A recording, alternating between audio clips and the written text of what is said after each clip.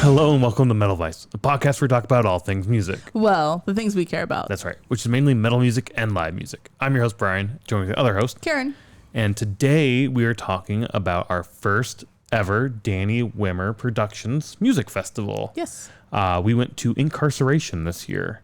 I don't know, the company. Danny Wimmer Presents. They do 5 or 6 different festivals. They do 6, but 5 are metal. And then one is like a bourbon. Country bourbon. Yeah, like one. in Louisville. Yeah. Yeah, same place as Louder Than Life. Are they the same place? I think it's the same like fairground area, which it makes sense, right? Like Kentucky is the bourbon capital, so yeah, of course you're going to do that. No, it makes sense. I didn't know it was at the same place as Louder Than Life. Right. But in any case, we went to Inkcarceration this year. We've been wanting to go to a Danny Wimmer for a long, long time. We were going to go in 2020. Yes. We even had tickets. That's when Metallica was going to do the 2-night thing. Yeah, they announced they were going to do 2 nights. We were on our way to Iowa, I think, when they announced. And you bought tickets like immediately in the car. I'm trying to remember. Was that not Fest? No, because that was 2021. Yeah. We must have been going back for family or some shit. Yeah, it had to be family because we didn't really do anything else in 2019. So. Yeah, I don't remember exactly why we were going back there, but I remember like Metallica had this big announcement they were going to do, and it was like 2 X's, I think was like the big announcement thing or whatnot. I can't remember. And people were speculating what the fuck they're going to do. It's the 20th anniversary of something, blah, blah, blah. I don't know what it was. I think it was like the S&M2 sort of like 20th anniversary tour. Whatever. I don't remember. But they did like a live stream, I think, with Danny Wimmer and talked about we're going to play every single Danny Wimmer festival next year in 2020. So this was 2019 when they announced. But not only are we going to play every single festival, we're going to play 2 nights, hence the 2 X's. And not only are we playing 2 nights, each night will be a unique, no repeat set list. Yeah, so basically like what they did with the M72 tour. Right. So now I'm really curious who came up with this idea. Was this Metallica's idea to do 2 nights at Danny Wimmer? Or is this Danny Wimmer saying, hey, you guys can play 2 nights, but you got to make sure you don't do the same songs? I don't know. And then therefore Metallica took that and like, that's like a really good idea. We can now do a world tour with 2 nights. I'm sure that they knew about it before. Danny Wimmer coming up with it. And again, I don't know who came up with it. It's a brilliant fucking idea. They've been touring on this now for like 3 fucking years. I love the concept of the M72 tour. I hate the stage setup of the M72, but that's a different story. Agreed. Yeah. Anywho, when they announced that, we're like, fuck yeah, let's go. Let's go to Louder Than Life. And that's the tickets I think we bought. We did, for yeah. 2020. We had Louder Than Life tickets, yeah. Obviously, 2020 happened. The festivals didn't happen. Yeah. We got our money back. We opted to get our money back. Yeah, so it was like either you could get your money back or just roll it to 2021. But at the time, obviously, we didn't know what 2021 was going to bring. Right. So we're like, no, like we'll just take the money back. And it was more of like, like who knows if Metallica will actually be there. And they didn't. I think they were. In 2021? I thought it was 2022 that they were there. I can't remember. I thought they came back in 2021 and did the same thing. But okay. Sorry, I don't know. I don't know the dates. Yeah. It was one of those things. We ended up not getting our tickets. But ever since then, we've wanted to go to a Danny Wimmer festival. And I think even before then, we knew of Louder Than Life and wanted to go to Louder Than Life. I can't remember. Anywho, the point is, for quite a few years now, we've wanted to go to Danny Wimmer. In 2020, they had a documentary about music festivals in general, all focusing on Danny Wimmer Productions, but the concept is still true across, their shit versus like Riot Fest or something like that, right? So, anywho, long story short, we wanted to go for a while. We finally got tickets to go. Also, a few years ago, we went to Rockfest up in Cadet. Our friends Wisconsin. Yes, in Cadet, Wisconsin. I should have said the state. Our friends in Thrasher the Titans were playing there. So we're like, fuck yeah, we'll go check you guys out. We'll go see this music festival and watch you and support you. So we did. We didn't camp for that festival. We did not, no. Yeah, that was... I think we did a whole podcast on that too. We did, yeah. And we weren't very friendly about the whole festival, but... We did not like it because of the lawn chairs mostly. Yeah, the lawn chairs, the setup of like the main stage, stuff like that. Like it's not the best festival in my opinion. Yep. But one thing we did say was, I wonder what the experience would have been like if we were camping there instead of driving 45 minutes to a hotel. And that was one aspect of it. Exactly. Is like, what is the camping experience? Because at that particular one, the campgrounds are like right next to the grounds of the concert. Like you just walk out and you're on the campgrounds. Exactly. So we've always wanted to experience that. I know they have shit going on at night in the campgrounds. So this time around, we decided let's get camping shit and go camping for this festival as well. So we did that. We're going to try to focus not solely, but mostly on the festival aspect for this episode. We'll do another episode. A short episode. Around the camping aspect. Yeah. It should come out shortly around this episode as well. So. Yep. So yeah, it's basically that was our requirement. We knew we were going to go to a Danny Wimmer production this year, and we were going to go and camp. That were sort of like our two requirements. The two main ones for me were definitely Inkcarceration and Louder Than Life. Mm-hmm. And because the other one is like Aftershock, which is in California. Yep.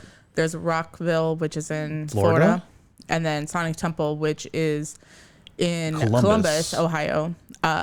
We haven't said yet, but Inkcarceration is in Mansfield, Ohio. Yep. But Sonic Temple was the last couple of years like the weekend before Milwaukee Metal Fest, which we're not going to skip. We're not going to skip that. So it was and also we have jobs, so we couldn't take 2 full weeks off of work to go to music. So. And if you've listened to, I don't think we actually posted this yet, our encore episode about road trips, or the road trip that wasn't.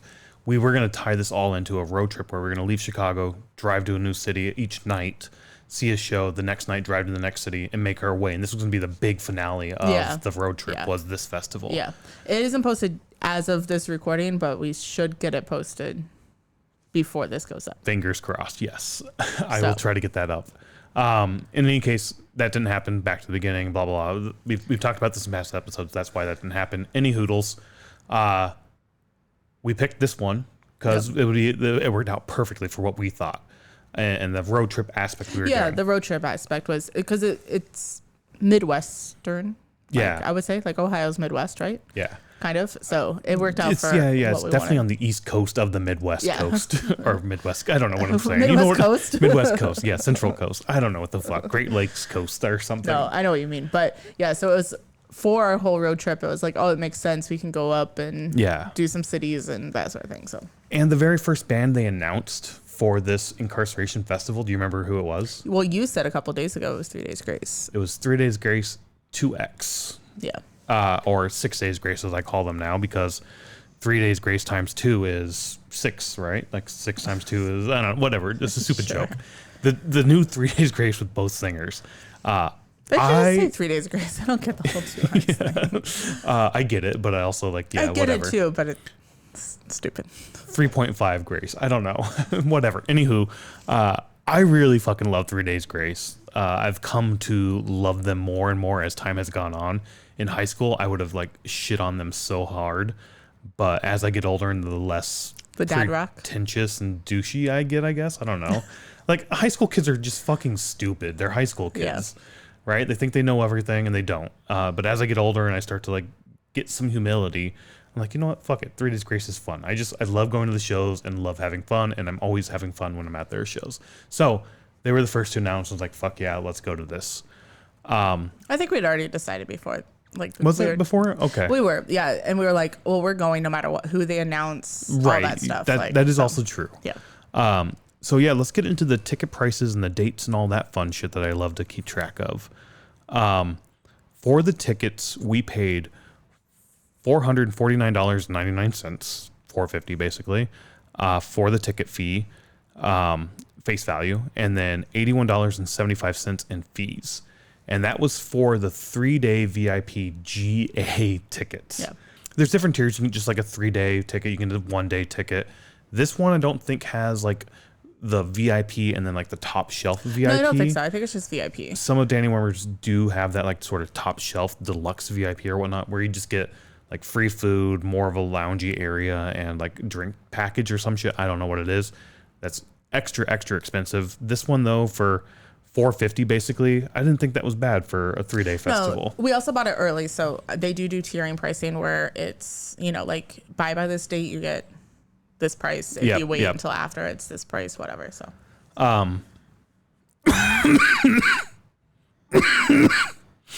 you cut out that No, I'm gonna leave your cough in there. Yeah, that's fine, but cut out the I don't want people to hear that. The dates for this were July 18th through the 20th, as you said, in Mansfield at the Ohio State Reformatory, where they shot, and this goes into, I think, a lot of the promotion for this festival. It's where they shot Shawshank Redemption as well. The tour poster we got this year was basically the Shawshank poster of where he's like sitting in the rain, like at the end, like he comes through the river of shit and he's out in the rain. Yeah. But it's the skeleton, it's not Andy. And I think it's supposed to be like acid rain and not just acid. Like, what is it? Andy Dufresne? Andy Dufresne, yes. My grandpa used to watch Shawshank. It's a great fucking movie. My grandpa would fall asleep to Shawshank and I would watch it. I'm sure grandma would have been pissed. It's been a few years since I've watched it. Yeah. I kind of want to rewatch it before we went. Now after we've been here. To see it, to see the shots and like see like, yeah.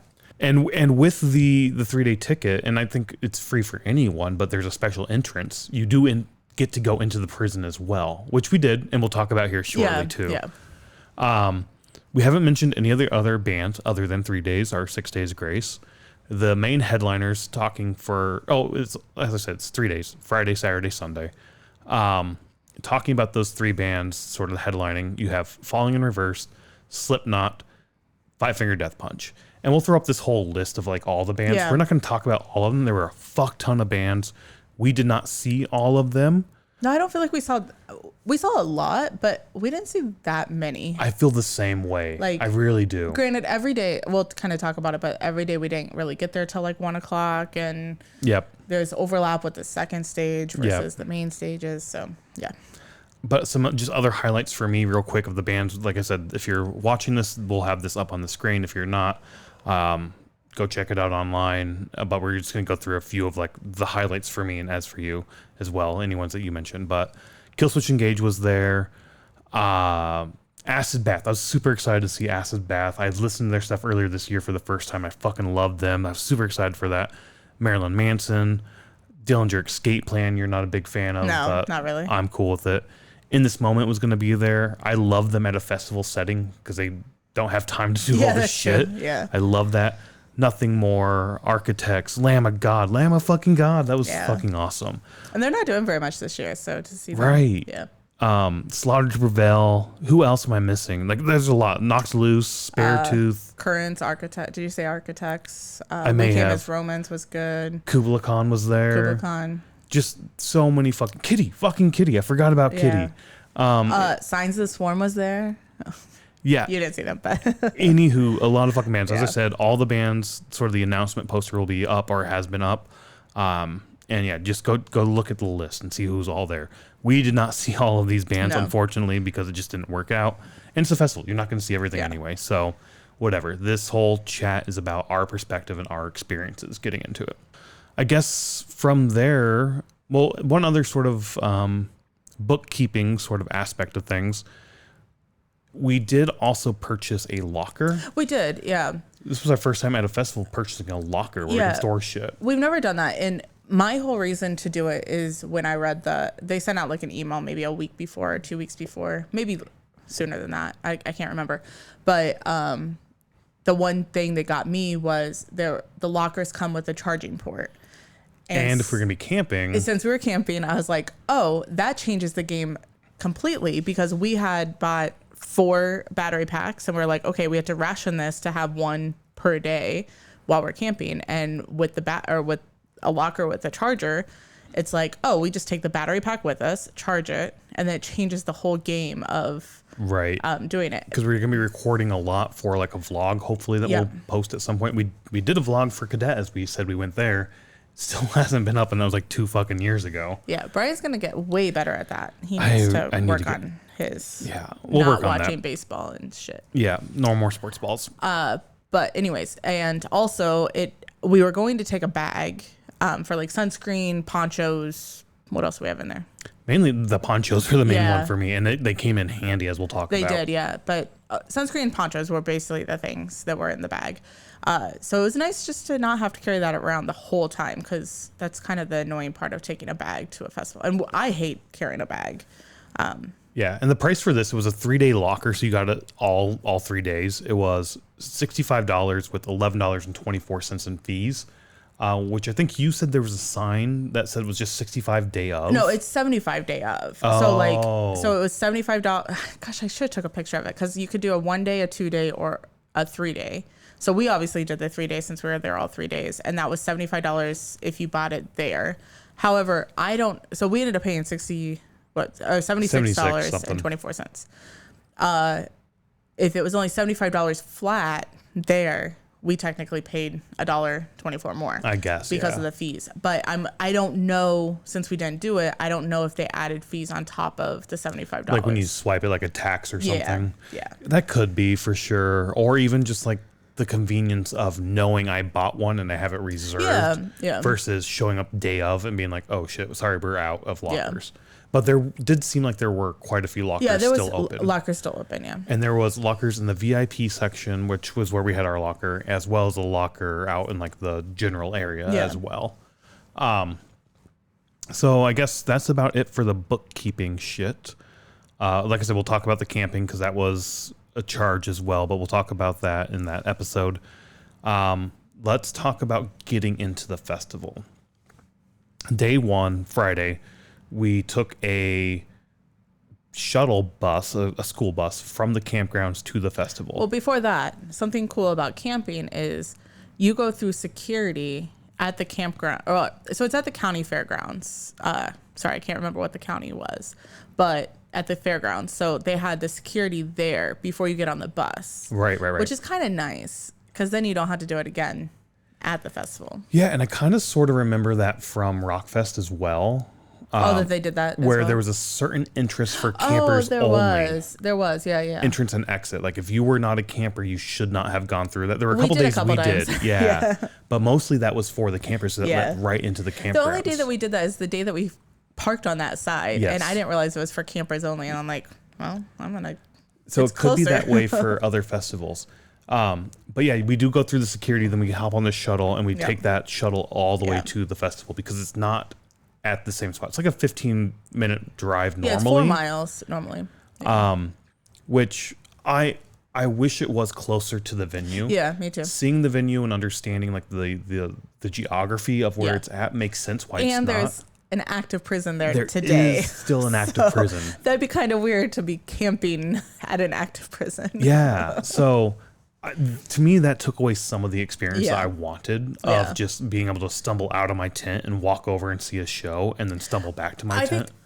I think part of that also for me is because we talked about, maybe we go back and eat food or we go back and have, some drinks instead of buying drinks there or, there was one day you fell asleep on the hill. I did. Yeah. Because you were so tired. I think it was the next day, the second day. The second day, yeah. Where that would have been great to just like, you know what, there's not a band I desperately need to see right now. Yeah. I need sleep and rest.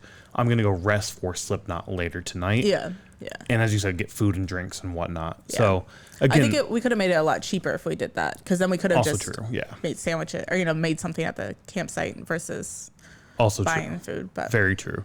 But yeah, that definitely took away some of the experience for me that I wanted, but it was still worth it for me. We'll talk about it as, again, I said in the camping festival, I really enjoyed the camping aspect of things. They had music at night. They had food trucks there.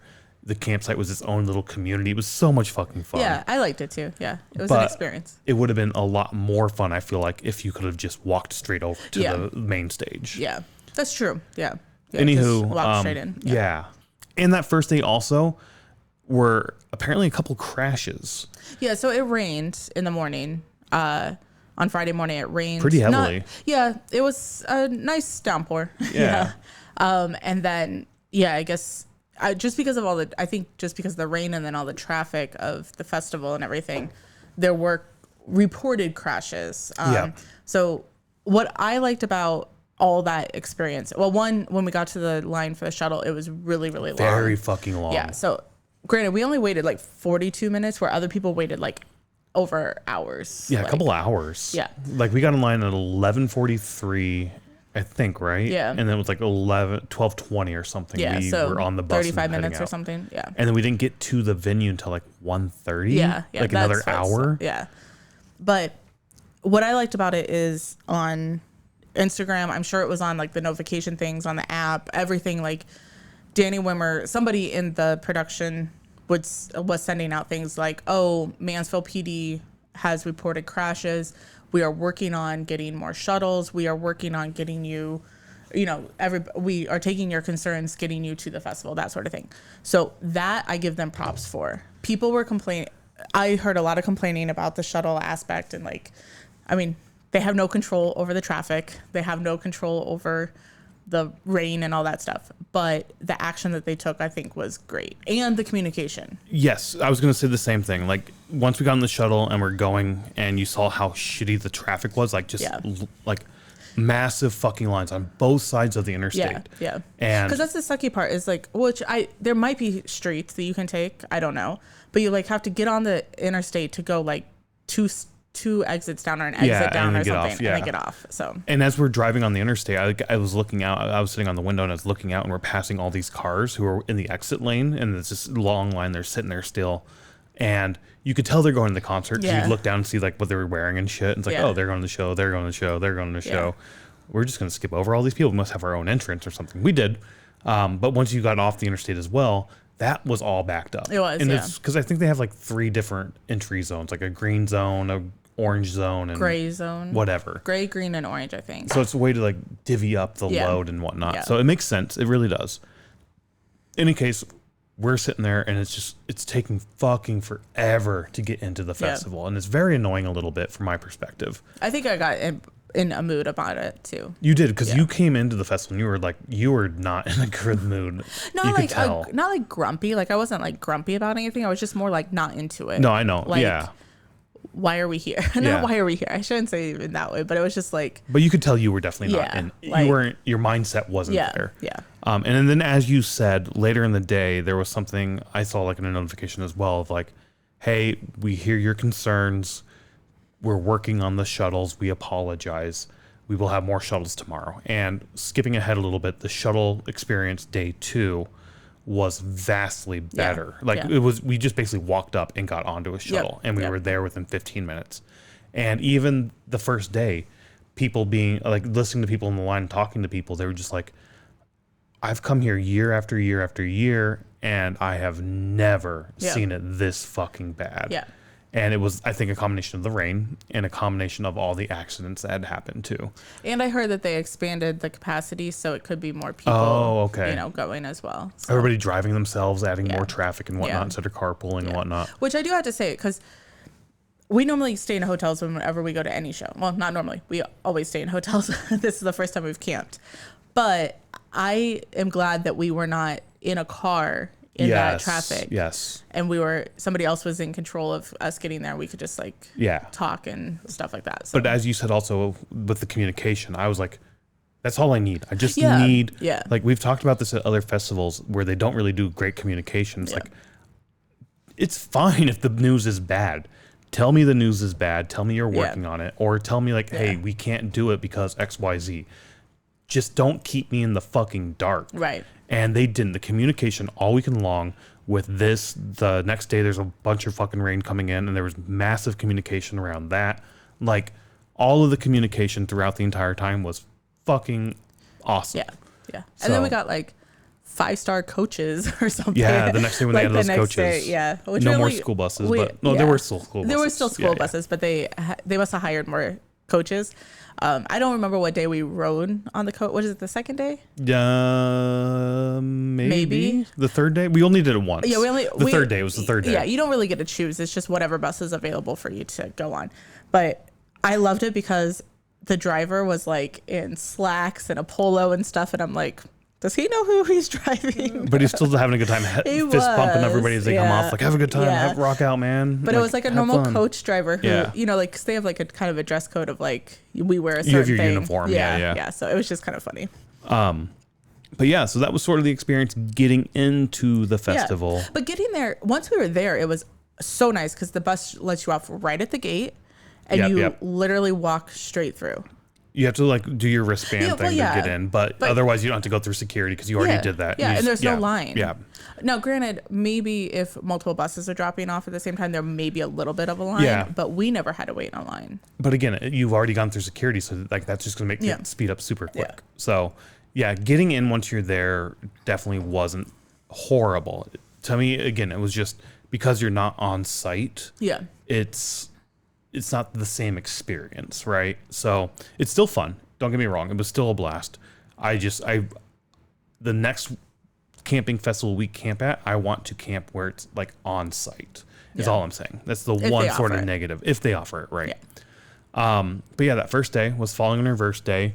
I don't remember the first band we showed up for. I have notes. It was it was not your favorite band, but it was a band you really liked. That was not the that two was not songs that you day. liked. That was not that all day. right, whatever. It's all blended for me. The first day we kind of just walked around to get our bearings because we had never been there before, and we went to the side stage. Which do you remember what the stage names were? I do not. You had the main stage, the second main stage, and then the one off to the side. I think the one off to the side was the infirmary. Infirmary is the small stage, so off to the side. Reformatory is like the second stage, and then the yard is the main stage. But the reformatory and the yard are right next to each other. It's a double stage where it's basically both stages right there next to each other with like a barrier in between them. So Knotfest Iowa had this the first time 2021. The Linefest Iowa was done the same way. Yeah.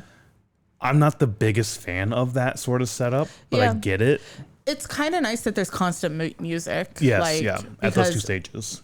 Because like as one stage is getting torn down, the other stage is on. So they're playing. It makes this turnover time way less. Right, and then as soon as they're done, they're basically ready to go for the next band, and then so on and so forth. Yeah, because I think there's only 5 minutes or 10 minutes between each band anyway, so it was kind of nice. I don't know the names of the stages. I know you just told me. I'm not going to remember them. No. I'm going to call it stage 1, stage 2.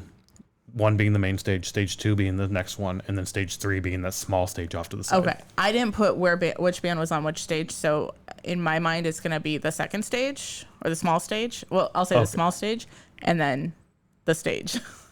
All right. Even though they're two different. I just didn't put like which band was on which stage. So gotcha. It's going to be too much to go back and forth. Yeah, fine. But anyways, so we went over to the small stage that was off to the side, and we saw 216. That was the first band that we saw. Oh, was it really? Yeah. Okay. And as we walked up, the first thing I remember, and I even put it on my notes, but the first thing I remember is that there was a band on this main stage, or one of the main stages. Stage 2. Stage 2.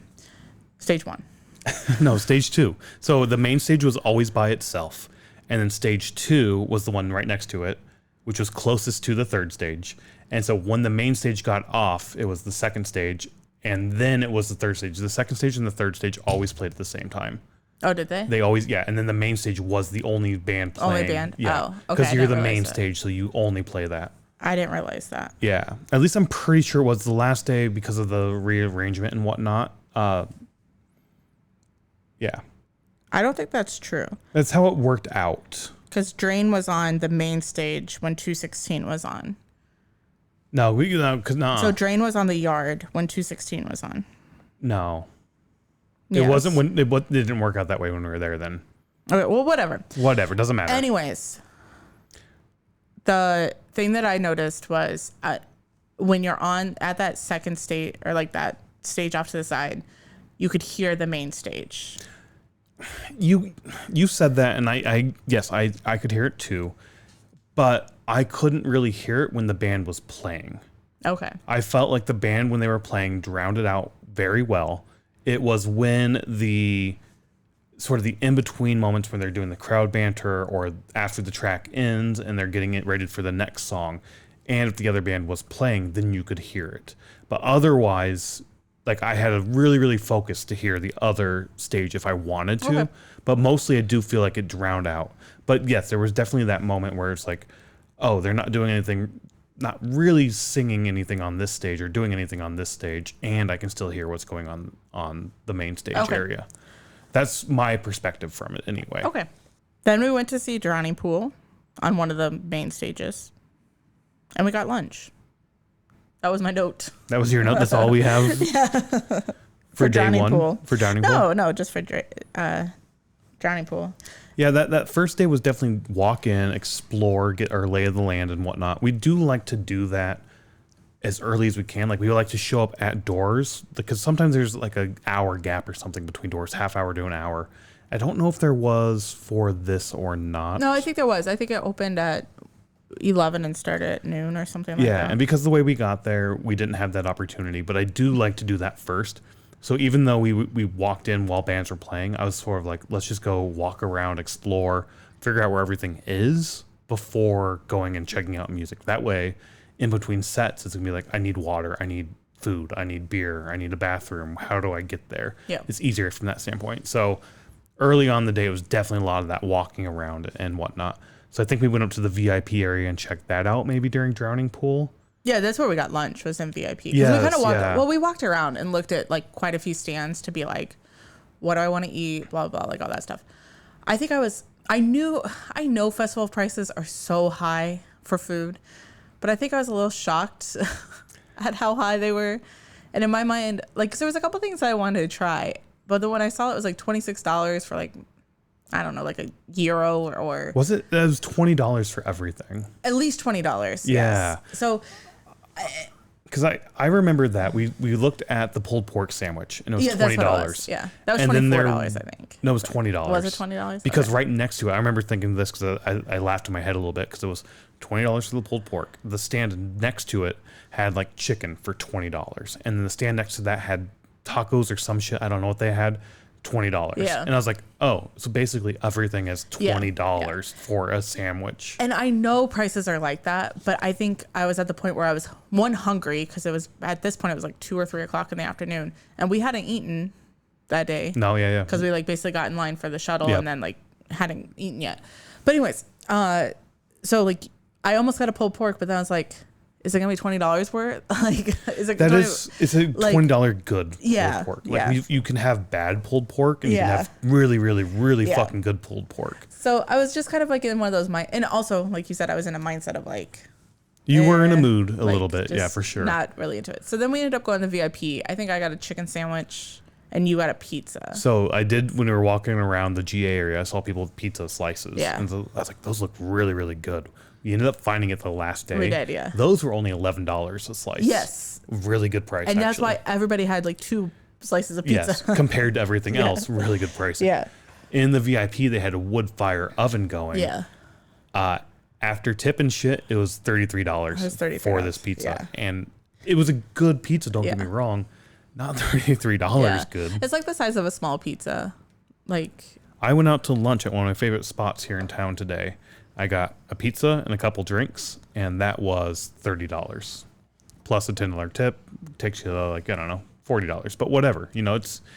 And I agree with you. I know festival prices Yeah. are going to be a lot, but I was also a little taken aback Yeah. by the price of like every single thing Yeah. was $20. Yeah. And like I said, it made me laugh when I looked. $20, $20, $20. Like every stand was Yeah. $20. And even the beer, after you bought like a pint of beer or like a can or whatnot and left a tip, it's still like $20 a beer. Yeah. Which is what we pay at like the Live Nation venues here in the city.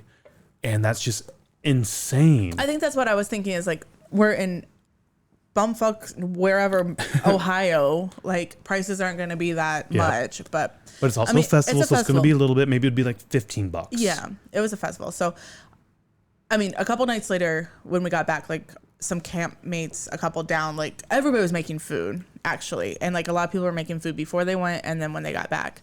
So maybe next time we do a camping festival, we do that. We buy one of those like little propane things Yeah. and just make something in the morning and then make something when we get back. We did have snacks at our campsite that we ate. We did, We yeah. devoured the fuck out at Yeah, at we had night. like beef sticks and like Cheez-Its and Pringles. Yeah. So, but yeah, like I guess my whole thing is, I don't even know where I was going with that, with the whole food thing. Whatever, we got food. And we saw Drowning Pool. Oh, from VIP when we were eating, Drowning Pool was on.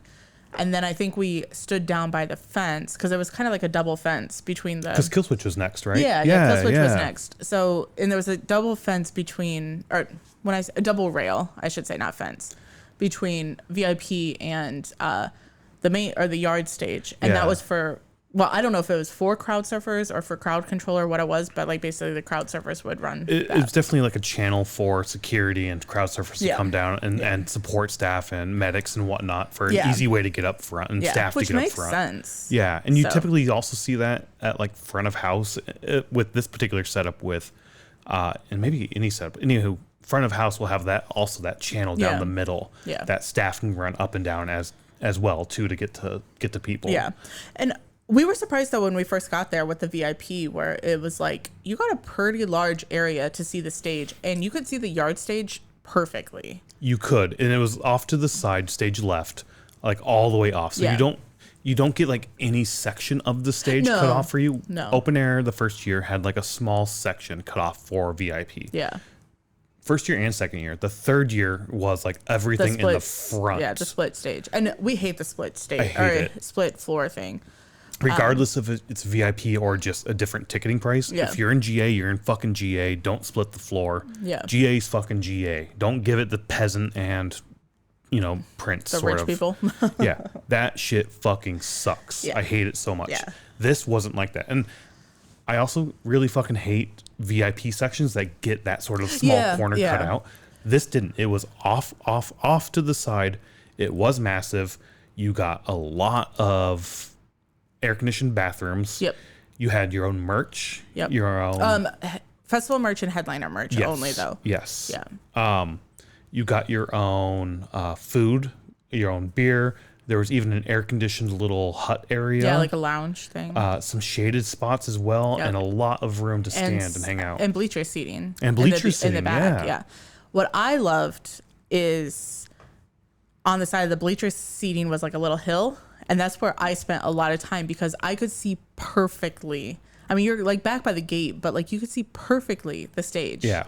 And I loved it. And then like when the band wasn't playing, I sat down, relaxed, fell asleep once, that sort of thing. But yeah. So as we said, we've been to other festivals. We talk about like the VIP Upheaval is one of them. Upheaval, where the VIP section there was fucking shitty. Yeah. Cool. It was not worth it. Everybody had the fucking lawn chairs. Well, it's not even that. One bathroom. Yeah, well, I can't remember if they had lawn chairs in the VIP area. It was just very small. They did. Not much shaded. Because I stood in front of them because I was like, well, fuck you guys for having a lawn chair. Like, I'm going to stand here because I want to see this fucking stage. That VIP sucked. Riot Fest has a good VIP area that you can go back to. And that's the cheap VIP. Yeah. You're not anywhere near a stage, but it's a lot of shaded. It's a really cool area to hang out. This, I felt, was a good middle ground between Riot Fest and having access to a stage. I fucking loved this VIP. It was, you got extras, but you weren't treated like you were fucking gods. You don't get the front of the house type thing. Yeah. Or the front of the stage type thing. Well, I mean, we did have air conditioning. But that's what you and a dry place to be when it rained.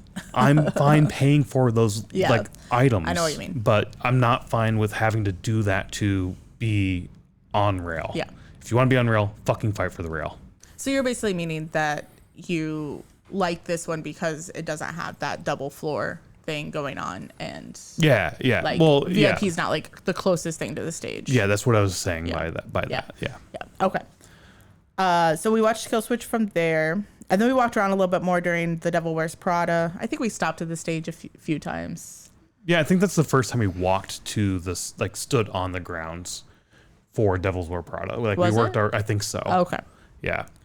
Anyways, then we saw I Prevail, Body Snatcher, The Amidity Affliction.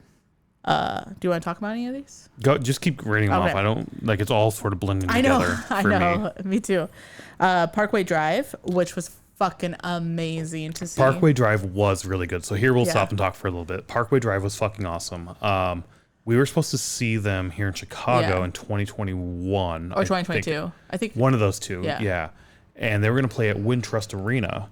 And that was our first time ever seeing a show at Wintrust, or supposed to be. Yeah. Still haven't seen a show there. No. Nobody really comes to Wintrust that we see. A Perfect Circle came there last year, and they were supposed to be there. And like, we couldn't make those work. We could make Parkway Drive, but they backed out of that tour for personal reasons. But now they're touring again, so who knows? Maybe they'll come back. Their pyro is fucking insane. Yep. I've seen videos of their pyro where they're like on a platform and just the pyro's coming out of the platform from the sides and down toward the crowd and shit. I don't fucking know. It's fucking insane. I fucking loved it. And I've known of Parkway Drive for quite a while now. I think that like Cloud Connection song, for instance, is one that I've known about for a long, long time. I just haven't dove super deep into their catalog. Same. There was like there was 3 songs total that I recognized, but I don't seek out Parkway Drive, but there was more that I should. Yeah, I think the same three you recognized, Yeah. I recognized, and that was more than I thought I would Yeah, recognize. Honestly, Yeah. it's like when it comes on, I know it's Parkway Drive, but I can't tell you. You know what I mean? Like it's weird. No, yeah.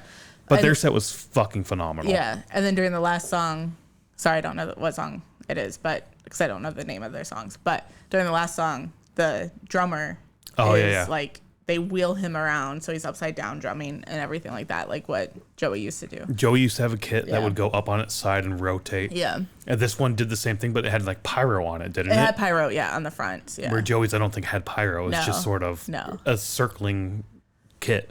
So the next day or 2 days later, I saw a video from backstage of that. It's two people manually turning the drum kit. I figured it was like on electronics or something like that and like turning that way. Nope. Two people. And before they even came out, this is the first time we saw Jose on the big screen, like being the ambassador or talking to the crowd and whatnot. Jose Mangan. Yeah. Jose Mangan from Liquid Metal, Octane. It's one of those Sirius XM Sirius channels. Octane, I think. Right? Whenever we'd rent a car back in the day, sometimes it came with satellite radio, and we'd listen to the fuck out of his program. Yeah. We haven't listened to it in many, many years. Well, no, we don't pay for it. So, Right. And we don't rent cars anymore. So. Anywho, he came out and did a shoey. Oh, right. Which, if you don't know what a shoey is, I know because of Daniel Ricciardo in F1. They pour a beer into a shoe, and they chug the beer out of the shoe. And Jose did that right there in front of everyone. Oh, that makes me want to vomit just thinking about it. We saw that at ArcSpire, and oh, that's right. Yeah, they like had the contest, don't they, of bringing two people up to like chug or yeah. I don't know. Oh, like I can smell it, and it's like making me want to vomit. Honestly, though, that was the perfect day to do it. Yeah, it just got worse and worse. It wasn't as muddy yet. Any case, Parkway Drive was fucking awesome. Yeah, no, it was good to see them, and we stood by some people who were super excited to see them. I don't know, it was so cool. Like I was glad that we were able to finally see them because, like you said, like we had tickets at one point, we didn't go, or we couldn't go, or whatever. So yeah, it was awesome. Then it was Knocked Loose. Knocked Loose. Yep. So Knocked Loose for me is a band that every time I see them, I like them a little bit more. Oh, do you? Yeah. The first time we saw them at Linefest Iowa 2021. Yeah. Or Knotfest Iowa 2021, however you want to call it. We call it Linefest, so. Yeah. Anywho, the first time we saw them there, I hated it. I was like, there's just a bunch of people up there making noise. It's not cohesive. Yeah. It's not like, what the fuck are they? Like, it's bad. Like, have some fucking harmony here. The next time we saw them, I can't remember when It was at the Aragon. I don't remember what show or like who they were with or whatever, but I remember it being at the Aragon. Was that the Motionless in White show? Could have been. Was that the next time we saw them? Yeah, it was. Anywho, like I like that a little better. We have like an album of theirs. I listen to that every now and then. Like, I don't know. Every time I see them live, it gets better and better and better, and I'm understanding it more and I'm enjoying it more. It's very, very similar to Guar. I hated Guar the first time I saw them. But their show is totally different than Guar. No, it is, but it's the same concept. You're just saying, like, as you see them more, you like them more. Exactly. As I see them more, I understand it more, I enjoy it more, and it makes sense. So the more and more I see it, the more and more I get it. The more and more I understand what's happening here. And I get it. I enjoyed this set, surprisingly. I went in not expecting to enjoy their set. I actually really enjoyed this set. I think I'm almost the same way. Like, Knotfest or Linefest Iowa, I do not remember. Like, I remember them, but I think I was the same way where I'm like, what the fuck is this? Like, it's just noise.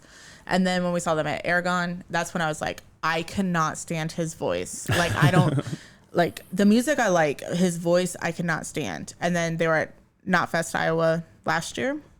I liked him a little bit more. We hear them on the radio, or not on radio, but on Spotify a lot. They come up probably because of what I listen to, so it just counts. I don't hear them at all on Spotify. Oh, really? Yeah. I always hear them.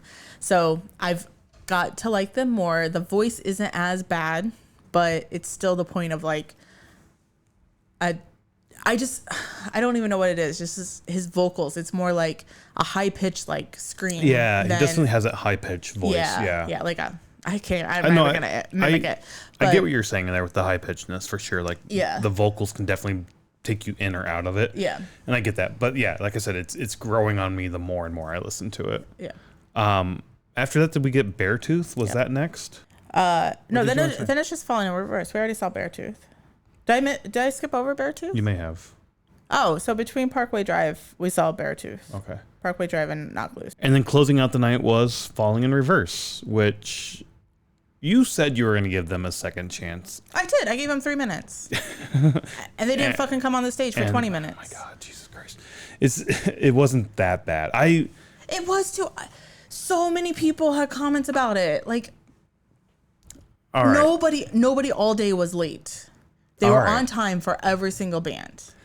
It didn't bother me at all if they were a little bit late, 20 minutes late, whatever it was. I was not bothered by that at all.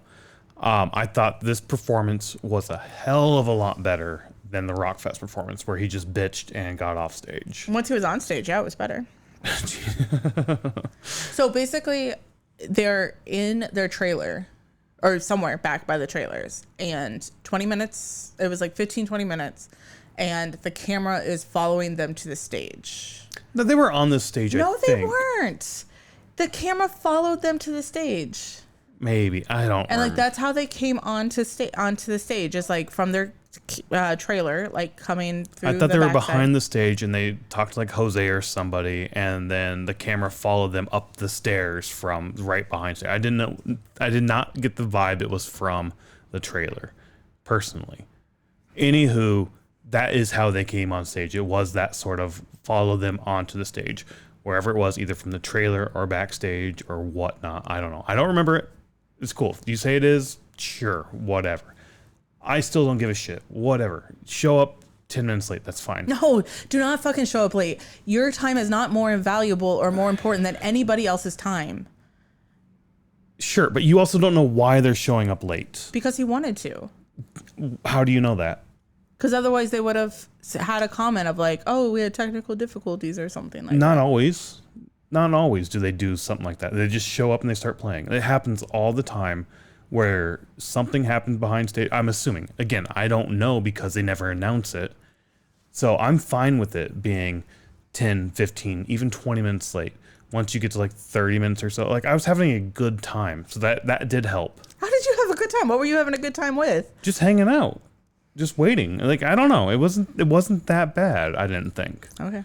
Anywho, I know we have sort of a history. Not we have a history, but we've seen them once. Supposed to see them twice. Yeah, we were supposed to have seen them twice. Yeah. One time they backed out for whatever reason. They didn't say. Whatever reason, there was no announcement. Until like the day of or something like that. There was no announcement the day of even. We got an email, I think. Okay, but there was no announcement from Falling in Reverse to their fans or anything. Sure, or even at the show. Yeah. Sure, I agree with that. And then the Rockfest thing where he being Ronnie Ratkin, went on stage, played 30 minutes, bitched a lot, and then just bounced off the stage. And had a whole bunch of like shit happen online and whatnot. And so I don't know. I really do enjoy their music. And we talked about this during that sort of like encore episode we did about the Rockfest experience of you can't treat your fans this way. You can't keep doing this because Axl Rose to me is the same person. He did that for so long, or at least I think. I don't know, maybe he didn't. But in my mind, he did because of the one or two times he did do that, of like showing up hours late or not going on stage or not doing an encore or not doing XYZ and just like treating the fans like shit, basically. Mm-hmm. As you said, like your time's not more valuable. To me, the 20-minute barrier, whatever, technical difficulties, before they showed them walking on stage, maybe that was 5 minutes of nonsense of just walking on stage. But 15 minutes of technical difficulties maybe led to that. I don't know. All I'm saying is I enjoyed the little bit of the set we did see. We didn't stay for all of it. We did leave, but I enjoyed the set we did see. Okay. That's good. I'm glad that you did. I lost all respect once it became 20 minutes, and they're just not a band that I'm going to see. I'm not going to seek out to see them. Like, I'm not going to give them my time. Fine. So. Fine. We can disagree on that for sure. We definitely can. I didn't think this set was that bad. I will give them another shot. You apparently are checked out. You're done with Falling in Reverse completely. Yep. All of their music, not going to listen to it at all? No, I enjoy their music. It comes up on YouTube. Like we put YouTube on the TV all the time and it comes on and I'm like, I enjoy this. I like this music. I like their cover of Last Resort is like the best. I love that. However, I'm not going to seek out to see a live show. It's not worth my time. I'm not giving my money. Okay. That's all I'm saying. Okay, so you're not going to seek out their live music. Fine. That whatever. I may someday down the road. You might not go with me. That's cool. But there were also a lot of bands we missed that day because of the way the stages were that we might check out again, or we wanted to check out and we didn't. What were some of the bands that you wanted to see that you didn't see? Well, some of them are on the main stage. We just didn't get there in time because of the whole thing. Yeah. Which one was Dark Divine, which you saw with. I did? Yeah, you saw Dark Divine with Ice Nine Kills. I did? They were one of the first bands that opened.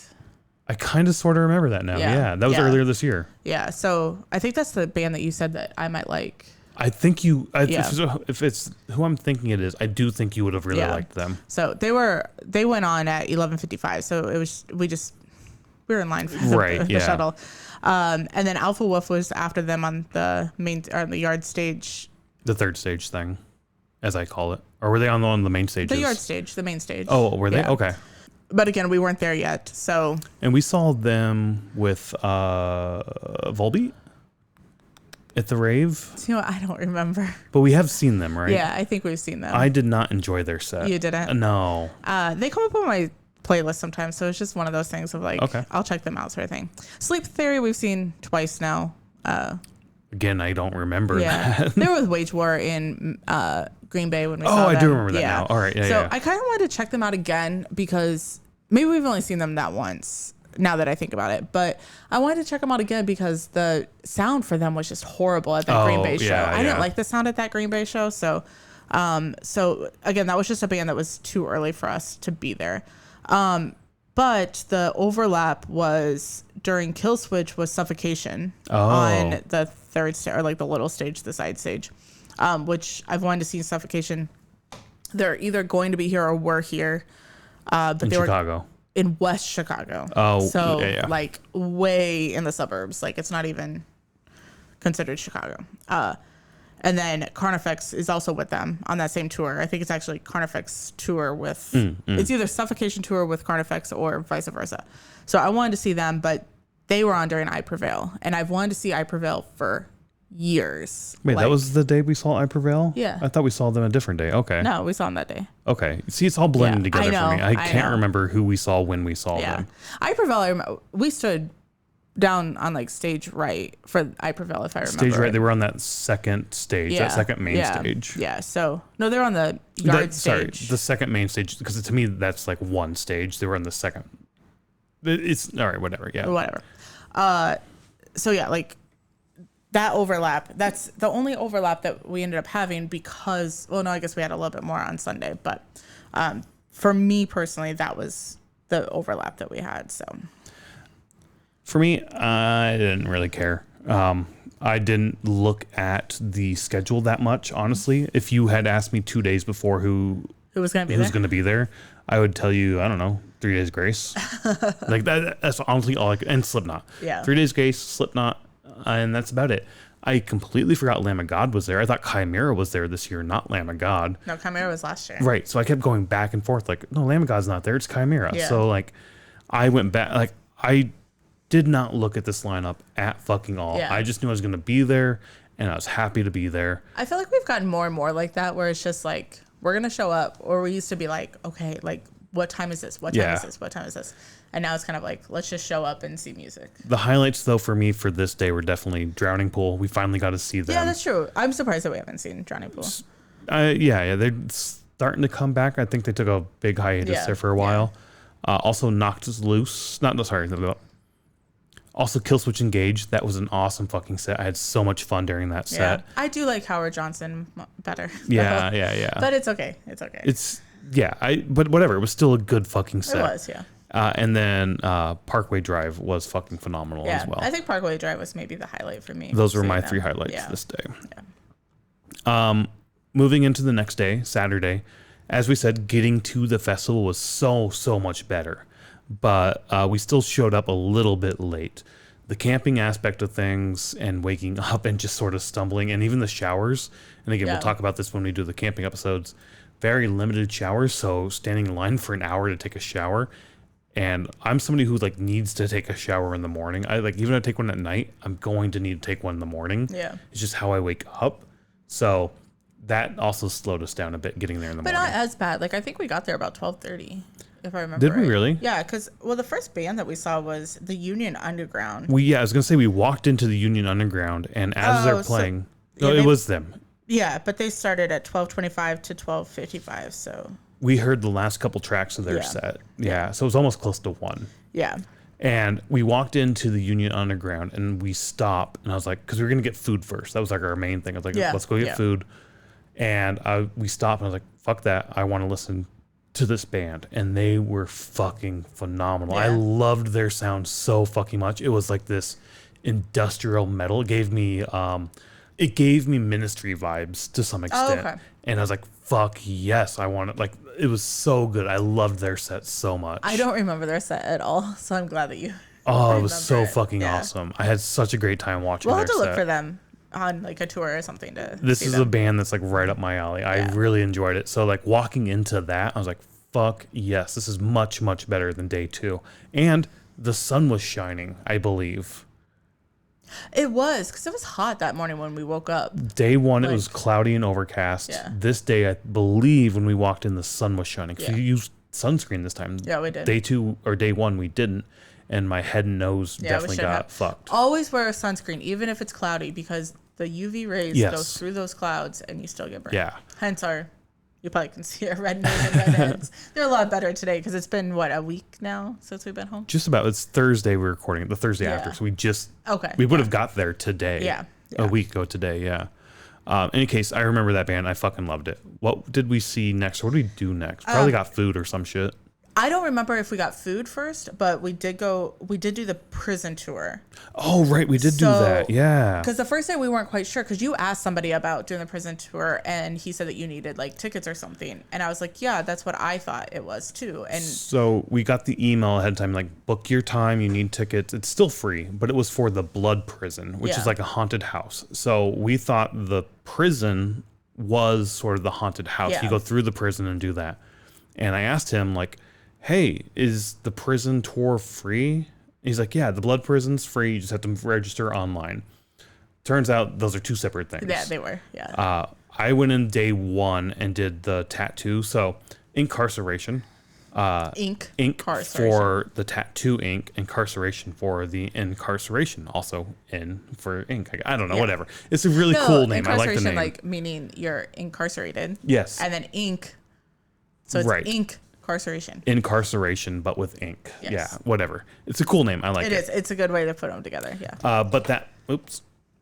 But that first day, I did go into the prison because they had a wing that was dedicated towards tattooing. Yeah. And I did walk around that, and it's just like a tattoo convention itself. There was a second sort of tinted, sort of covered area for tattoos. I never went into that. Oh, okay. The line for that was always insanely fucking long. And that's the place that we heard is very hot. We did talk to somebody a couple years ago about it. They went and they're like, oh, Incarceration is great, but in those tents, it's fucking insanely hot. Yeah. So now I remember on Friday, the first day, you did that and I saw I Prevail. Okay. That's what it was. I remember like when you were in there, because you didn't come out until like maybe the middle of I Prevail. Yeah. And I was like, if I would have went in there with you, I would have missed them. I remember that now. Okay. Yeah. Now it's starting to, the pieces are falling together. I remember that. Yeah. It's like, we've done things like this before and we've taken notes, like what we did. Not so much this time. Yeah. No, we didn't. We should do that now. From now on, we'll take notes. A lot better notes. Yeah. I at least had the bands we saw. Yeah. So. But yeah, now the second day, we both went in to do the prison tour itself. Yeah. So the normal line for the prison tour is kind of long, kind of snaky. But with VIP, we were able to basically walk straight up and in. So kind of like a fast pass. We did joke about that at Disney of like, it's basically a fast pass. Yeah. We had the fast lane here. Yeah. Because they let 5 VIPs or 5 of the fast lanes in to 3 of the not. Yeah. Like they, all right, you're gonna stop. We're gonna let all these VIP, like the VIP entry type things get in. Then you.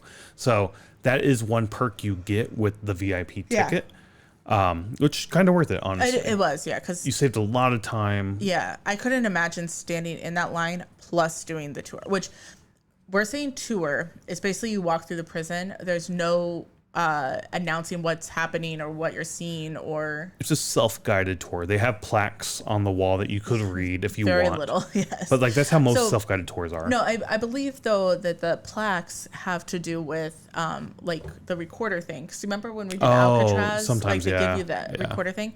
So then you are like, oh, you go to number 13 or whatever, and then you listen to the little thing about it. But those just have like the number and not like an actual 10 paragraphs of. It's not a museum. No, it's not a museum, but I'm saying these had plaques of like here's a paragraph of what this is. Oh, most of them just had a couple words. Oh, I don't know. Yeah. I remember some of them having it, but so anywho, in the chapel there is one that has more words, and somebody was like, I think you were trying to take a picture or something, and somebody was walking on the stage. It's like, oh, it's okay, you can go ahead. Yeah. And he's like, oh, I'm just trying to read to read about this. I'm like, nerd.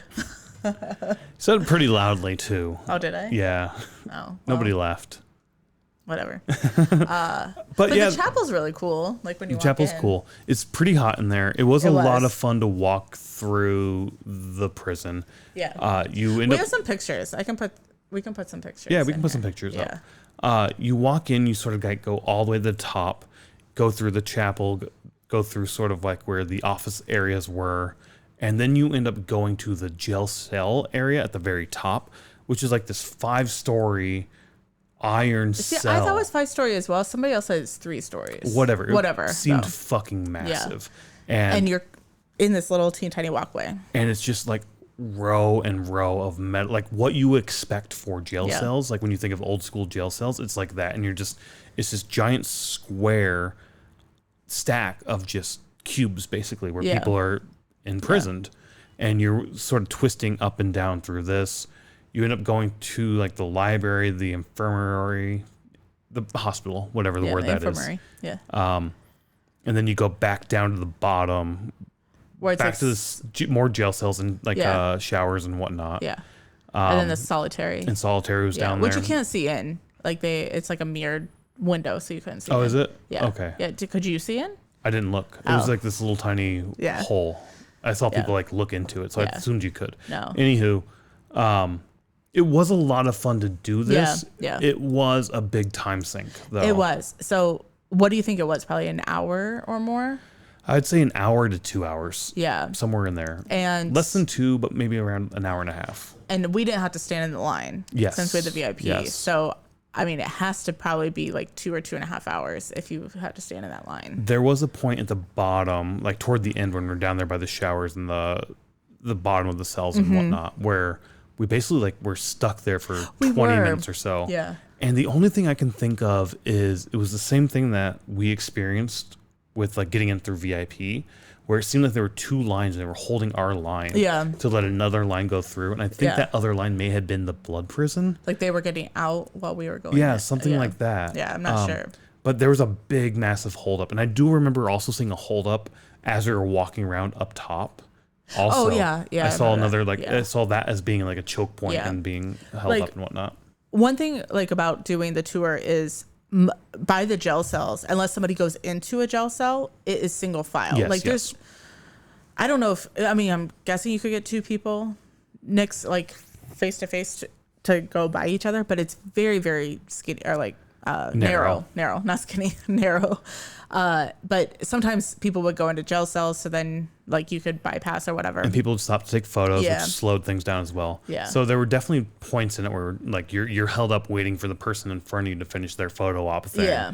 But which some of them, like there was maybe like 5 cells that have like the beds made up or whatever to make it look like it's actually a jail cell. And the little plaque that tells you what's going on in there, if you read. There was one about like somebody I didn't stop to read it, but like somebody famous was in one of the cells or whatever. So any hoodles. Whatever. and then the stairs always was like kind of a hold up because those stairs are rickety. Like I didn't like them at all. Yeah, whatever. I don't know. Whatever. It's old and rusty. It's cool. Yeah, whatever. I just figured if they're letting all these people walk through here, it was safe enough to walk on the stairs. Yeah, for sure. 100%. Building stood for 100 years. It can stand for 100 more. more than 100 years. I think it was like 18 something. No that was fucking built. clue when it was built. And then down in the bottom, there's some like silo type things, which I'm assuming were guard towers, and there used to be like ladders or something in there. That was kind of cool. Yeah. I mean, all in all, it was a fun time walking through it. Even with like the choke points and like the being very narrow and claustrophobic. I'm glad we did it early in the day though, to not miss other bands. Since you don't know how long it's really going to take. Right. So like if you are going to do it, it is definitely worth it. To me, it's like a one and done. Yeah. Like once I do it, like if we go back to this festival again, I don't need to do this again. I wouldn't do it again. Like if we went back. Yeah. They do offer their own tours though. I was gonna say I want to do one of those. Yeah. We'd go back and do that type thing. Yeah, because there's like a tour. The one that I want to do is like you get to go to the guard towers, you get to go to the basement, you get to like see a lot more than what like the armory, like all that stuff. This is basically just walking through the jail cells. Yeah. So. But like I said, it was worth it. We did end up leaving afterwards and going and sing like straight to a band because it was constant music. Yeah. Was it Immer when we came out? Yeah, which I wanted to see, which I'm glad we got done to go see them. Right, that was another band that's what I'm thinking of. The band you wanted to see a lot too is Immer, and you got really into them. Oh yeah. Yeah. But I mean, like you were actually enjoying the music. Yeah. Then we went, so Plot Within You was playing, but we went and bought pizza. This is when we had lunch, so at like 3:00 in the afternoon. Okay. But we went and got pizza, the full pizza again. And shared it. But we went and sat in the air-conditioned tent thing that they had for the VIP. Yeah, we sat there for a bit and ate that and just sort of listened to it. Like they have a TV up where they're streaming the music with speakers and whatnot, and it's really loud in there and you can hear it. But and it's air conditioning with a bar and you can take your food and whatnot, and there's tables and all that fun shit. But this isn't a place I would recommend going. No. And it's in the VIP. This is not a place I would recommend going to listen to the music. No. Because it's a food court, basically. Yeah, everybody's chatting, everybody's talking. Chilling out, just chatting, talking, and it's overpowering the music. Yeah. Later in the day, we will be there for a few of the higher up bands, and it was the same way. Yeah. We sat down next to people who were just scrolling through Instagram with their sound on, listening to like videos, and like, fucking Slaughter's playing, shut the fuck up. But it's definitely not a, like, I'm at a concert, so let me listen to this. It's more of like, we're going to have the concert playing, but you can be in here to get drinks or cool off or whatever. Yeah. So, which again, it was really nice to cool off. It was, so I do remember doing that. And then what was after that? Then we saw August Burns Red. Oh, right. Yeah. Which we've seen before. When did we see them? Trivium. They just opened for Trivium. Yeah. And then we saw Until I Wake. Right. We went over to that other stage to see them. Yeah. I enjoyed their set. They came out, the vocalist was sort of rapping. Oh, right. Then it went into like more of the emo-y type vocals that I don't like. I enjoyed the rappy aspect more, and I don't think you enjoyed the rappy aspect at first. And then when they went into sort of like the metalcore singing, you're like, oh, I like this. And then like we had switched where you weren't really into it, then I really was, but then you were into it and I wasn't type thing. Yeah. But it was still a fun set. I do remember liking their set. I like them too, yeah. Then we went back to the VIP area on that hill that I was talking about that's like by the Is that bleachers. When you fell asleep? It is. Okay. Yeah, so that was Kublai. Yeah. We watched most of it, and then I laid down, and when I woke up, Day Secret was on, so I have no clue what happened. Yeah. And I think during Day Secret, that's when I started just to go out and wander. And I was like, think so. If you're going to sleep, that's cool. Yeah. I'm done sitting here. I'm bored. Yeah. Not bored. I don't want to sit down. I want to go be in the crowd. I want to go do something. Yeah. So you slept or relaxed, and I was like, I'm going to go fucking out and about. So that's what I did. And I just basically wandered around, and I would stay for a second in one spot, listen to a song or two, and then just wander around and find a new spot and stand there type thing. Yeah. Then I joined you again because then it was Dillinger Escape Plan. Yep. I enjoyed Dillinger. I enjoyed this better than I did, the Salt Shed show we saw last year, but I know you're not a big Dillinger fan. I think I enjoyed this less. Oh, really? Okay. Well, the Salt Shed, that whole show I did not like at all. It just reinforced that I'm just not a fan. Not a fan of Dillinger. Yeah. I like him. And then we saw Acid Bath. Fucking love. I said this earlier. I fucking loved Acid Bath. I listened to them earlier this year because I was going through my like bingo card of listen to one album from at least one album from every subgenre. And Acid Bath, they were going to be here, so I listened to them. What's their subgenre? A sludge metal. Oh, I believe it's sludge metal. Maybe stoner metal. I would say sludge metal, probably. When they were playing, I was like, I kind of sort of get Bongzilla vibes from them. Oh, so you think stoner metal more? But I think it's, to me, those two sort of like meld pretty well together. I loved fucking Acid Bath. I thought it was great. So fucking good. My buddy who's a Deadhead, I think he would be really into Acid Bath as well. So like, it's one of those bands I can introduce to non-metalheads and be like, if I know what they're into, like my friend who's a Deadhead, like, you might like Acid Bath, check this out. I can't remember if it was during Dillinger or Acid Bath, but that's when like every so often like they would pop up the yellow thing that's saying weather's coming. Acid Bath. Was it so Acid? They had the because it was on the back. So they had the two screens pop up, and it was, there's weather coming in, we're monitoring it, we'll keep you informed, but until then, enjoy the show. Yeah. Have fun. Get ready to be wet. I remember one line was like, get ready to be wet. And so like that, oh shit, that's fucking awesome. It's cool you're doing that. Next thing I know, so the stages were a LED screen behind the band and then two on the sides. And at one point they took that message and put it on the screen behind the band, but then they overlaid it with a video of the band and like the trippy imagery they had. So it was like fading in and out with these like trippy, like wavy things going in. I was like, that's fucking cool. I like that. But yeah, it was Acid Bath that they first did that. So then we went to, I can't remember if it started raining during Acid Bath or what happened. It was about to start to downpour, and we didn't have our ponchos. So we ran up to the VIP to our locker to get our ponchos. Yeah. And then we're like, we were going to hang out, and I was like, you know what? Fuck it. We're up here. Let's go to that little hut thing they have that's air conditioned in, and let's just hang out there for the rain to pass. Because the way the rain looked to me is by the time Slipknot went on, it should have passed completely. It should have. But it just kind of hung out. It hung out and it kind of grew a little bit and got heavier and heavier. Yeah. But that was the idea. That's what we would do. So in that little hut, we're saying hut, it was like a tent thing. It was like an event tent sort of thing. Yeah, it had walls. It wasn't just a tent. They had like, I don't know, it was an event tent. Like they set up for like weddings, or like even Lollapalooza has them up right now for like merch and stuff like that. When I think of tent, I think of like stuff with not rigid walls. This was like rigid wall and rigid ceiling. Okay. Anywho. So we saw Slaughter and Manson in there, which I was kind of disappointed about. I was happy that I wasn't soaked because by that time it had started really, really raining, like downpour raining. But I was kind of inside. I was upset that we were missing Slaughter and Manson. I'm not a Slaughter fan. I know you're not. I enjoy their music just fine. I don't get the hype. I don't understand why they're so big and why people love them so much. They blew up a lot. Yeah. They did blow the fuck up. Yeah. And I don't get it. I don't enjoy it as much as like Lamb of God. And I don't know why. I can't tell you why that is. But there's one thing they do, which is the Wall of Death. And they did that here. They did two Walls of Death because they were on the main stage, which was right next to the second stage. And Alex is like, let's do a main stage right here from front to back, all the way back. And then on the second side, let's do a second one. You do a Wall of Death too. And the one right in front of him wasn't very well organized. No, that kind of, I don't know. That got to me. I'm just like, why are we spending so much time on this? We spent a lot of time getting this Wall of Death set up. To try to get people to do it. The second Wall of Death was set up really well, super quick.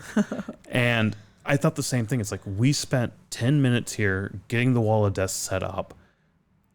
And then it looked like shit when they came together. And we could have just played a song. Yeah. And I've said this in other podcasts that we've done. I think the Wall of Death is overused. Every single band this weekend did it. So many bands. Not every single band, but a lot of bands did it. A lot of bands did. Like, let's get a Wall of Death. Like Kubla Khan, I think, did it. Like, so many bands do the Wall of Death now. Like, it sort of lost its uniqueness. Yeah. Or, like, I don't know. It used to be rare that I saw a Wall of Death. My first one was Lamb of God. My first GA show ever. And it scared the fuck out of me. And I don't think I saw another one until after 2020. It's been so fucking long. Like, I don't know. I do think the Wall of Death is overdone, and when it is done, I do kind of feel like you're wasting time. Shut the fuck up and just fucking play. Like, let's do another song. If you cut that bit out, you now have time to play one more song for us. Yeah. In reality, you could do a Wall of Death with the pit and just like everybody stand by the wall, don't move, and then come. Yeah. I mean, it's not a Wall of Death, but it's like a circle of death.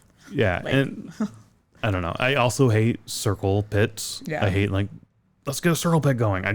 I love the old ping pongy mosh pits. That's my mosh pit I love. And all these variations on it are just like, all right, that's cool, but whatever. I do remember that from Slaughter, though. That was the big highlight. That was the big thing I remember from Slaughter is the Wall of Death being not that well organized and taking a fuck ton of time out of listening to music to get this thing set up. There was a couple times during Slaughter and Manson, since we were in the room or in that place, that it only had one screen. So when they would give the weather announcement on the screen, it would be sometimes during the band playing, so we couldn't see the band playing. Yeah. And, you know, it was just like this, the thing was up When there. was the big one? Was it during Slaughter when they caved the Wall of Death in? And as soon as the Wall of Death started to cave in, then they cut to like the announcement? I think so, because everybody was like, oh, like, Yeah. yeah. So during Slaughter and Manson, though, more people, there was a lot of chatter, which again, I'm not complaining about that because it is like a lounge thing. Yes, it's not like a concert, like you're not at a real concert. But a lot more people were listening during Slaughter and Manson. And cheering too. That was really cool to see. Yeah. And you could hear the outside cheers. That was really cool. Like you could hear it. So. And then as you said, Manson, we were there for Manson. I enjoyed the set list he put together. Yeah, it was good. I wish we were out there for that as well. But again, I wanted to stay as dry as possible because, again, we're camping and we have limited shoes that we could wear. Limited shoes. Like we didn't have, we each brought one towel, which maybe next time we bring more towels. But yeah, it's just like if we had a hotel to go back to or if we were like coming home or something like that, then it would be a totally that's my different thing. Like if I'm fine getting wet in the rain and like getting soaked as long as I can go home and change into dry clothes. Yeah. Going to a tent and changing from wet clothes to dry clothes, not so much. And your shorts that night, when I opened them, like Monday, they smelled so horrible. Anyways, we ended up putting our ponchos on. We did, after Manson, put our ponchos on for Slipknot. Yep. And we stood out in the pouring rain. That was awesome. I fucking loved Slipknot. Yeah. Our ponchos were kind of good because, like, for me anyways, because the hood went out, so it's kind of like just the rain just poured down and it wasn't on my face. I hate when like my face gets wet and stuff. So all in all, Slipknot was fucking awesome. This is their only US show this year. So the tour shirt, the one I'm wearing here on the back, it's like US tour, Mansfield, Ohio. Which was really cool to see. But we saw them last year at Knotfest Iowa again, and they did like the 20th anniversary. 25th, of Slipknot, the self-titled.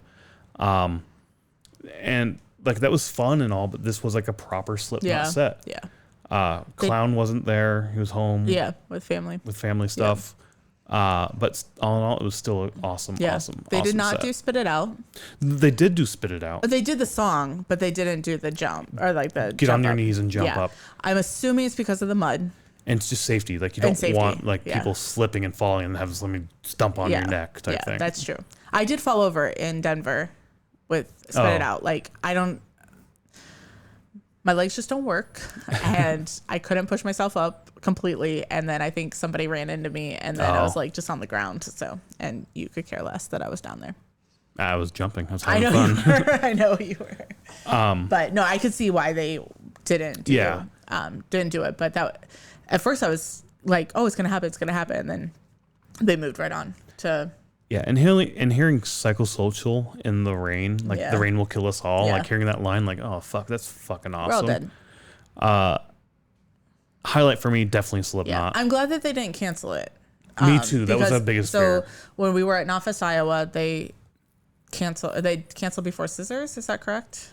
I can't remember. It was like one or two songs they had left, and they cut the set short because of lightning. Yeah. There was no lightning, just rain. So we got to see the whole set. So they never. But the whole time we were like looking at the radar, like, okay, is this gonna have lightning? Is it just rain? You know, like sort of thing. So. But yeah, like I said, Slipknot was a highlight for me. Acid Bath was definitely a highlight for me. What was the band we came into? The Union Underground. The Union Underground was a surprise. I had no clue who the fuck they were. Yeah. They sounded phenomenal. The one band I wanted to see that I completely forgot was there, Swollen Teeth. Oh, yeah, they were on the small stage. We saw them in Yeah. Knotfest, Iowa last year, and I really liked their set. Were we there in time for that? I don't know if we were or not, but we missed it regardless of what Oh, yeah, we would have happened. been. It was 3:10, so right. Were we in we were in the prison? No. It was right before August Burns Red, so it was right after lunch. We could have ate lunch over there, but we could have got that other pizza, the cheap pizza. Could have, instead yeah. of buying the $30 pizza. But how about you? What'd you miss out that you wanted to see, or what were highlights for you? There was nothing that I missed out on. I think I saw everything that I wanted to, if I remember right. And honestly, Saturday was kind of the, I don't want to say blah day, but kind of the blah day for me. The day you weren't. Yeah. Like, I'm glad that I saw Emer, because I kind of wanted to see them for a while. But other than that, like, I wish we were outside for Slaughter to Prevail and Marilyn Manson, which we could have been. That was totally our choice of being out there. Yeah. And then seeing Slipknot was awesome. Yeah. I think Slipknot's just a band that you and I both really enjoy. Like, I fucking love Slipknot. I used to fucking hate Slipknot. Like, you used to play them in the car in like 2005, and I'd just be like, how do you listen to this? It's just so stupid. Like, you can't even understand them. Surfacing was the first song I heard of theirs. Oh, really? And I hated it the first time I heard it. That's when it's like, Fuck this world, fuck you all. Yeah, that one. everything that I stand for. Yeah. No, I love Slipknot now. Like, going back 20 years, I can't believe I did not like to listen to them. I don't know. Sometimes it just takes time to grow on you, for sure. And like, there's bands like that for me that like I said, Knocked Loose is one that's growing on me over and over. So Slipknot was that way for you, apparently, and maybe Knocked Loose will be the same with you for Slipknot. Knocked Loose would be the same for me with Slipknot. Well, you'll become a big. That's the whole thing. You can cut that. I'll be a bigger fan of Knocked Yeah. Loose. I see. But moving on to day 3, this was probably also the day I was looking forward to the most. Yeah, me too. Yeah. If you could flip Five Finger and Slipknot, I would. This would be a perfect day for me. Oh yeah, that mainly cool. because of Lamb of God. Lamb of God being there, and of course 3 Days Grace. But so headliner was definitely Five Finger. Yeah, I mean, they played the headlining slot. Yeah, it definitely was the headliner. Sure, I don't know what I'm going there, but anywho. Do you remember? Did it rain that day, or like because? Oh no, it rained all night because of Slipknot, right? So it rained. I don't know when the rain stopped at night. I feel like by the time we got back to our campsite, it was done. It was done or almost done. So it didn't rain through the entire night. Okay. But that day they said there was going to be rain throughout the day. So we took our ponchos expecting rain in the afternoon. Yeah. But there was like no rain at all on the last day. Yeah, just sprinkles. Little sprinkles, right. But basically what I was trying to get at is the start gate times and start times were pushed all around, and like they moved times around and stuff because they needed to get the grounds ready. So like they had a whole bunch of trucks of mulch, I guess, or like the sticks. Yeah, like that's a good point. I completely forgot about that. That the ground, they don't have those sort of plastic square things they put together like at a stadium, like a football stadium or something, to protect the turf. This is just an open field basically with hills. It's pretty hilly. Yeah. And it rained a lot, so there's a lot of mud. And they did delay the start of the festival. It may have sprinkled or rained a little bit in the morning. I can't remember. But you're right. They did bring in a bunch of sort of trucks or like little construction equipment type things, tractor type things, where they'd pull out mulch, throw that on the ground, and have a couple people like spreading the mulch around and whatnot. Yeah. I'm going to call it mulch. It's like basically mulch. I guess. Yeah, it's like that thick, like really thick mulch to soak up all the mud, basically, is what they were doing. So I think that's why they pushed back the time, is because they needed time to get that done. And I agree with you. It did say that it was going to rain off and on all day. There was a few times of sprinkles, but it wasn't enough to even get our ponchos out. Like, it wasn't. But because they started late, they did rearrange the sets a little bit. And I didn't really put 2 and 2 together. It was the kid, our neighbor, he was talking about at the campsite. He was looking at the set list and whatnot. And he's like, oh, I see what they did. They moved everybody, like early on the set, they moved them around a little bit, and they moved a bunch of people over to the third stage so they can play there. And That is one thing that I did notice the first 2 days, is that third stage started early along with the other stages, but then it stopped. Like the last band was like at 4:00 or something. Yeah, 5:00. Yeah. So there were a few hours there where it's just the two stages going. So this time it went longer. Yeah, till like 7:00. Yeah. So we still got to see everybody potentially if you wanted to. Yeah. But yeah, so that was really cool that they were able good. to do that without cutting any bands. Yeah, I was gonna say it's good that they didn't have to cut anybody. So this was the day that we walked in to Catch Your Breath. Yes. Okay. Yeah. So, and there's two songs of theirs that I really like, which is 21 Gun Salute and Dial Tone. And those are the two. We walked into 21 yeah, I remember that. Salute. So, like, as we get off the bus, I hear it. I go straight through the gates, straight down, and I'm walking towards the stage. Yeah. I turn around.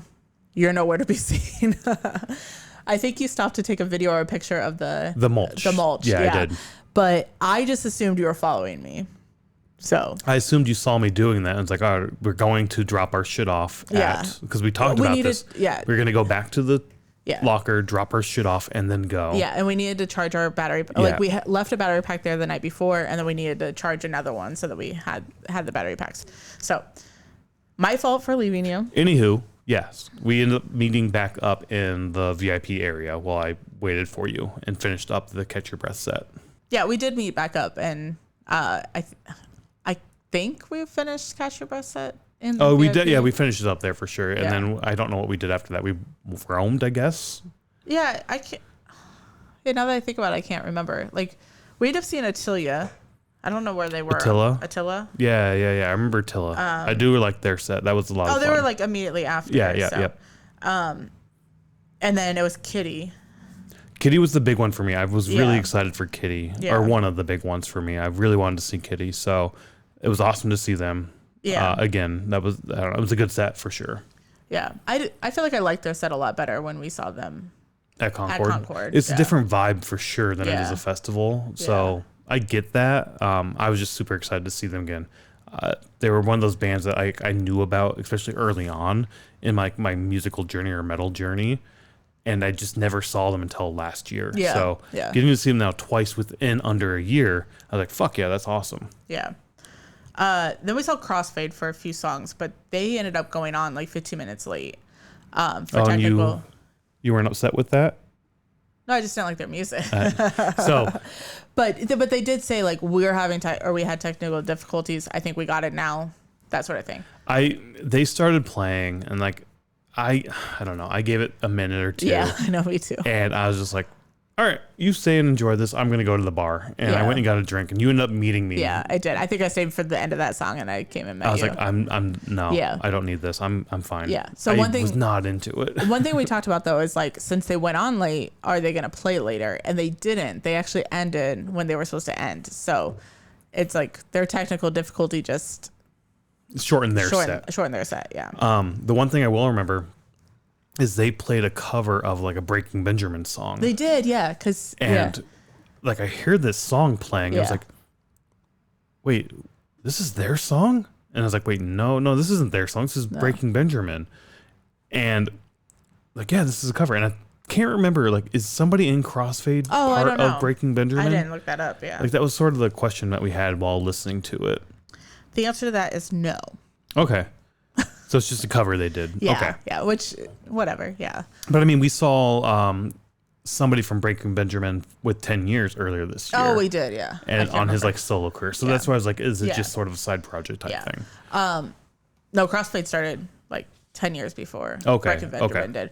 But I was the same way. I was just like, this isn't really for me. Yeah. It's just not the sound that I like. I don't know. Maybe it could be in that like radio rock metal type genre, but I just don't know their music. So it was kind of like. Yeah. And I don't know. I just wasn't feeling it at the time. I'll check them out again. We'll put them on the playlist for sure because we did hear some of their stuff. Yeah, we heard them. Yeah. But it's not something that like I need to seek out again for sure. Yeah.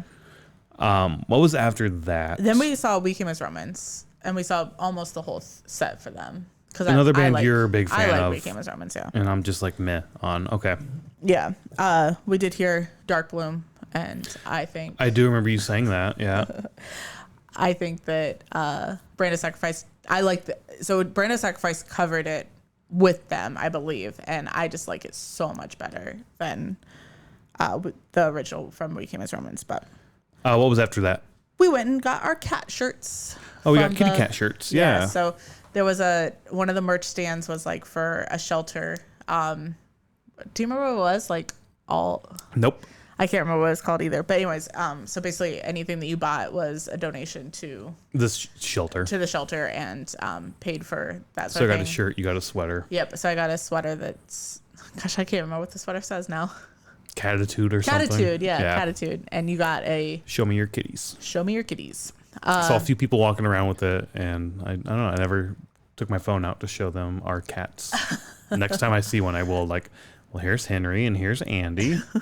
Any hoodles. Yeah, so we did that. We saw that the first day, but we didn't really want to buy it and like carry it around and stuff. So we were like, we'll just get it on Sunday, which there was only one large, they may have had more or whatever, but there was only one large sweater left. So we almost missed it, but we did miss the fans because it was hot. It was, like the hand fans. Yeah. Yeah. It was like muggy hot that day. Yeah. So then we split up because Yeah, where'd you go? What did you go see? I went to go see Signs of the Swarm. How was that? Fucking awesome. Yeah? Yeah. So, like a normal set, but then they also covered Dracula or Dragula. Dragula from Rob Zombie. I don't know why I can't say Dragula. You told me that the other day when that came on. Like we were listening to Brutus on Hardwire. Yeah. And it came on. You're like, oh, they did a cover of this. I was like, fuck, for real? That would have been awesome. It was so awesome because it was like, so Signs of the Swarm has like the deep growls and everything like that. So it was like the start of it, like just normal or whatever. And then it goes into like growls. And, oh, it was just, and I remember asking you, like, is that on Spotify? Is that recorded so we can add it to the set list? I did not see it. It's not. It's not there. So that's too bad. But yeah, they did a Wall of Death, which I was like, whatever. Shocker. Like, everybody does Wall of Death now. Yeah, I'm just like, you don't need to do that. But no, it was good. Like I wasn't near the pit, but I was more in the crowd, and it was fun to be around there. But I felt like halfway through, a lot of people left, so I don't know who was on the main stage or anything like that afterwards. But yeah, it was probably in this moment. No, well, maybe you saw Nothing More and Architects, because so we split up. I went to see Nothing More. Yeah, and I wanted to be more in the crowd for that. Like most of the shows we've seen at most of the bands we've seen this weekend, we weren't in the crowd really. We were sort of on the wings or in the back a little bit, and I kind of wanted to be in the crowd a bit more. So I was in the crowd, and I wanted to like help do the crowd surfing and whatnot. And I'm standing there for the first song, and there's like no crowd surfers, but like somebody would move forward, so I'd take a step forward and fill their spot. Like it slowly worked my way closer and closer to the stage. And there was a guy behind me who's just like tapped me on the shoulder. He's like, "I'm just gonna follow you." So I was like, "All right, that's cool, whatever." So he was following me as I took a step, he took a step forward, and eventually got to the spot where crowd surfers were going over, and I helped so many fucking people go crowd surfing. Next thing I know, I'm like super fucking close to the stage, maybe like 5 or 6 rows back from the stage, just by helping people crowd surf, and like you just move forward with it. And there at one point, this guy who's behind me was now in front of me, and I was like, "Oh, it looks like you got in front, blah blah blah." And then he ended up going further in front, and then by the end, we're like right next to each other again, just being jostled around by the crowd itself and the energy in the crowd. And I remember leaving there, meeting you near the bar because you had gotten me 2 drinks. And you're like, "Well, I was going to get you one, but they gave me 2. So you wanted a double. And so I said a double vodka. And I think. Oh, the 2 fingers. Yeah, was like, give me I 2. just said like double vodka. And so she poured 2. So we got 2. So I was like, "Holy shit, that's fucking awesome." So I downed those. And while we're just sort of hanging out, relaxing, Architects comes on. I was telling you, like, that was so much fucking fun. It was a blast. I'm glad I got to go in this, like, in there. Yeah. So cool. Blah, blah. I'm telling you all these stories and everything that happened. And I was like, fuck yeah, that's what I wanted. I haven't been in the crowd like that for a while. Because most of the shows, again, when we go to it, we are sort of in the back. I do want to work more on getting into the actual crowd the more shows we go to. Sometimes we do, sometimes we don't. The last like year or so, we've been more hanging out in the back and not trying to get into the crowd as much. But I don't know. We'll see what happens there. Anywho, Went and saw some of Architects as well. Yeah, I think we sat and waited for like the last 20 minutes for them, and it was more just for you to recover or relax, to cool down. Calm down, yeah. Yeah, I liked them better when we saw them because we've only seen them with Metallica in Spain. And I liked that show better, even though I hated this. I mean, we've talked about it so many times, but we hated the stage setup for that. Yeah, for the Metallica. But I think that this was just a different vibe. I don't know. I want to see an Architects show, like their actual show, like when they come to Chicago. Yeah. So someday we will, but I just wasn't as into it as I had been. Yeah, with Metallica. After them, were they on the third stage? No. They were on, okay. They were on the main stage. Because after that, we went to the third stage, right? Yeah, we went to see Currents. Currents, that's who it was, right? Yeah. I really wanted to see Currents because, I mean, they're a boat band, so I had my orange vest on the entire time. I know, I'm not wearing it for this. We kind of lost that out of the episodes. Yeah. But yeah, Currents, I wanted to see them for that. It was an okay set compared to the boat sets. Yeah, I would agree. I don't know what it is. Maybe it was just happy to be on the boat. I really enjoyed them on the boat. This time around, it was like, it's fine. It's not great. And when we say the boat, we mean Headbangers boat. Lamb of God's boat. So. But at the same time, in this moment was going on. Yeah. So halfway through Current set, we left and went over to see the end of In This Moment. Yeah. So I think we stayed for, I don't know, 5 songs or something for Currents, 4 songs maybe. And then I was like, do you want to go check out In This Moment or whatever? So we walked around a little bit and then we ended up seeing Horror or like walking by when Horror was on. Yeah, you got noodles during this. Oh, that's right. Yeah. And the noodles are fucking phenomenal. Because everybody was getting noodles. The noodles are so good except for the vegetables. Yeah, there are vegetables. If it was just it's chicken and noodle, it would have been perfect. It's not a place that you can like say, I want this. It's like everything's mixed together. So I liked the vegetables. Those were the first vegetables I had in 5 days. I did not. I just liked the noodles. But yeah, then we went to see In This Moment and sort of hang out and just watch them. We worked our way back to the VIP section because you wanted to get that hill area for Lamb of God, which was right after In This Moment. Yeah. So we worked our way back that way. I ended up getting a funnel cake and eating that. Oh, yeah. And that was a mistake. Yeah. I was hot and sweaty. Well, you ate something else too. Pizza. You had pizza. No. No, corn dog. I had a corn dog. Yeah. We ate so much food because we had pizza on Sunday too. That's when we got those 2 slices of pizza. Typically, we ate once at the festival. This was the day we ate the most. Yeah. Like you just kept, we kept getting, both of us just kept getting, well, no, because after the noodles, I didn't get anything else, I don't think. No, but you had like a piece of the funnel cake. And I then had a bite ate of the rest of the funnel cake. Yeah. And my stomach was not good. But I went at the beginning of Lamb of God to go get the funnel cake. And I just remember like Ditch is playing. And as I'm walking to the funnel cake stand, I'm just sitting there headbanging, throwing the horns up and cheering and like singing Ditch. Lamb of God was fucking awesome. Yeah. But I did want to stand by those bleachers in VIP because I could see the stage perfectly. Yeah. And also I like that area because it wasn't too dense. So when I needed to sit, I could sit for a little bit and then I would stand right back up. So. Yeah. And then I came back, ate the funnel cake. We hung out there for a bit.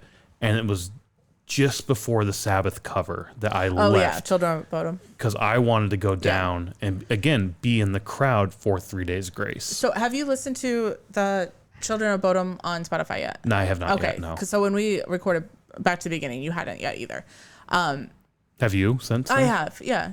And it's where Randy's vocals are like in the background and stuff like that. Yeah. So I was excited that they played Children of Bodom again because I love the live aspect. When we saw it for Back to the Beginning, it was so good. I hope they add it to their set now for a little bit. So the shitty thing with this is that Lamb of God is doing a minimal tour this year, very few dates. And they had just played a show like the night before or a couple nights before. In Massachusetts, yeah. And on Reddit, they had like the set list up. I didn't like that. And I saw it and I knew that was going to be their like second to last song. Oh, you showed it to me. And I showed it. Yeah. And so I think this is this tour cycle's set. Yeah. So that's fine. This might be the set for one of their boat sets. Yeah. Which this year they're going to do on the boat As the House Burns in Full, which last year they did Ashes of the Wake. The last 2 years, yeah. The last 2 years, right. Yeah. And so the Lamb of God does 2 sets on the boat. One, the album in full, one just a normal set. The problem is the normal set has songs from the album they're playing in full. So they did that with the first 2 years too. So. That's what I'm saying. Like, okay. That's what I'm saying. Is like okay. I like those are 2 songs. Then you can cut out of that set and put in there and put something else. So Ruin then will be in there, and maybe 11th Hour. I can't remember what, but I love those songs. Don't get me wrong. I'm fine with it, but I would like 2 other songs. Like they didn't play 512. Yeah, you wanted to. Yeah. Like you're right there by Prison. Like I was once in a house like this. Let's play some 512. Like I could see them kind of doing that, but I can also see Randy being like, that's not something to celebrate. Don't do this. Right. So I don't know. I did hope they would play 512. They didn't play 512.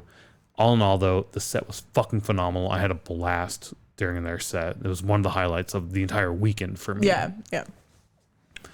But I did leave during the Sabbath cover down towards the second stage so I can get a decent spot again to be in the crowd for 3 Days Grace. So you were in the crowd for 3 Days Grace. I was still in VIP. I don't remember much of their set. It was kind of boring in my opinion. What? Really? Just because, I mean, I wasn't with you. I mean, maybe I should have or whatever, but it was just kind of like I normally love 3 Days Grace sets. But at this point, maybe I was just done for the weekend. Maybe, all right. But it was just kind of like, okay, like they did the whole joke of like, we played the first Inkcarceration. It's kind of like home, like. But maybe it was because you weren't near me either to like do the jokes that we normally do and stuff like that. So. I was in the crowd doing those jokes in the crowd. The mountain one I remember in particular was like. Man, when I left this band, it was so awesome to see these guys just, keep climbing that mountain. And as he's doing that whole spiel, I'm just like, mountain? He's going to keep climbing the mountain, and just like saying that and looking around me. Nobody understood what the fuck I was doing. See, that's why we need to watch bands together. The home, I remember, like, that was one of the big things I was looking forward to the most. Because, again, we're at prison, and people in prison, that's their home.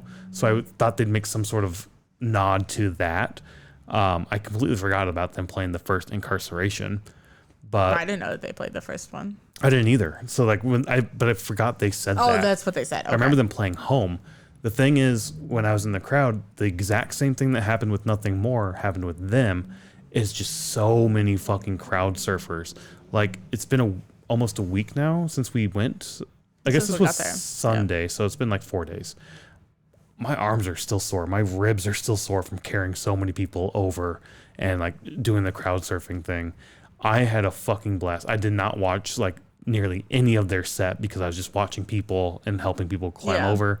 There was one point where I had worked my way up so far, I was on the edge of the pit and people were starting to like be carried over.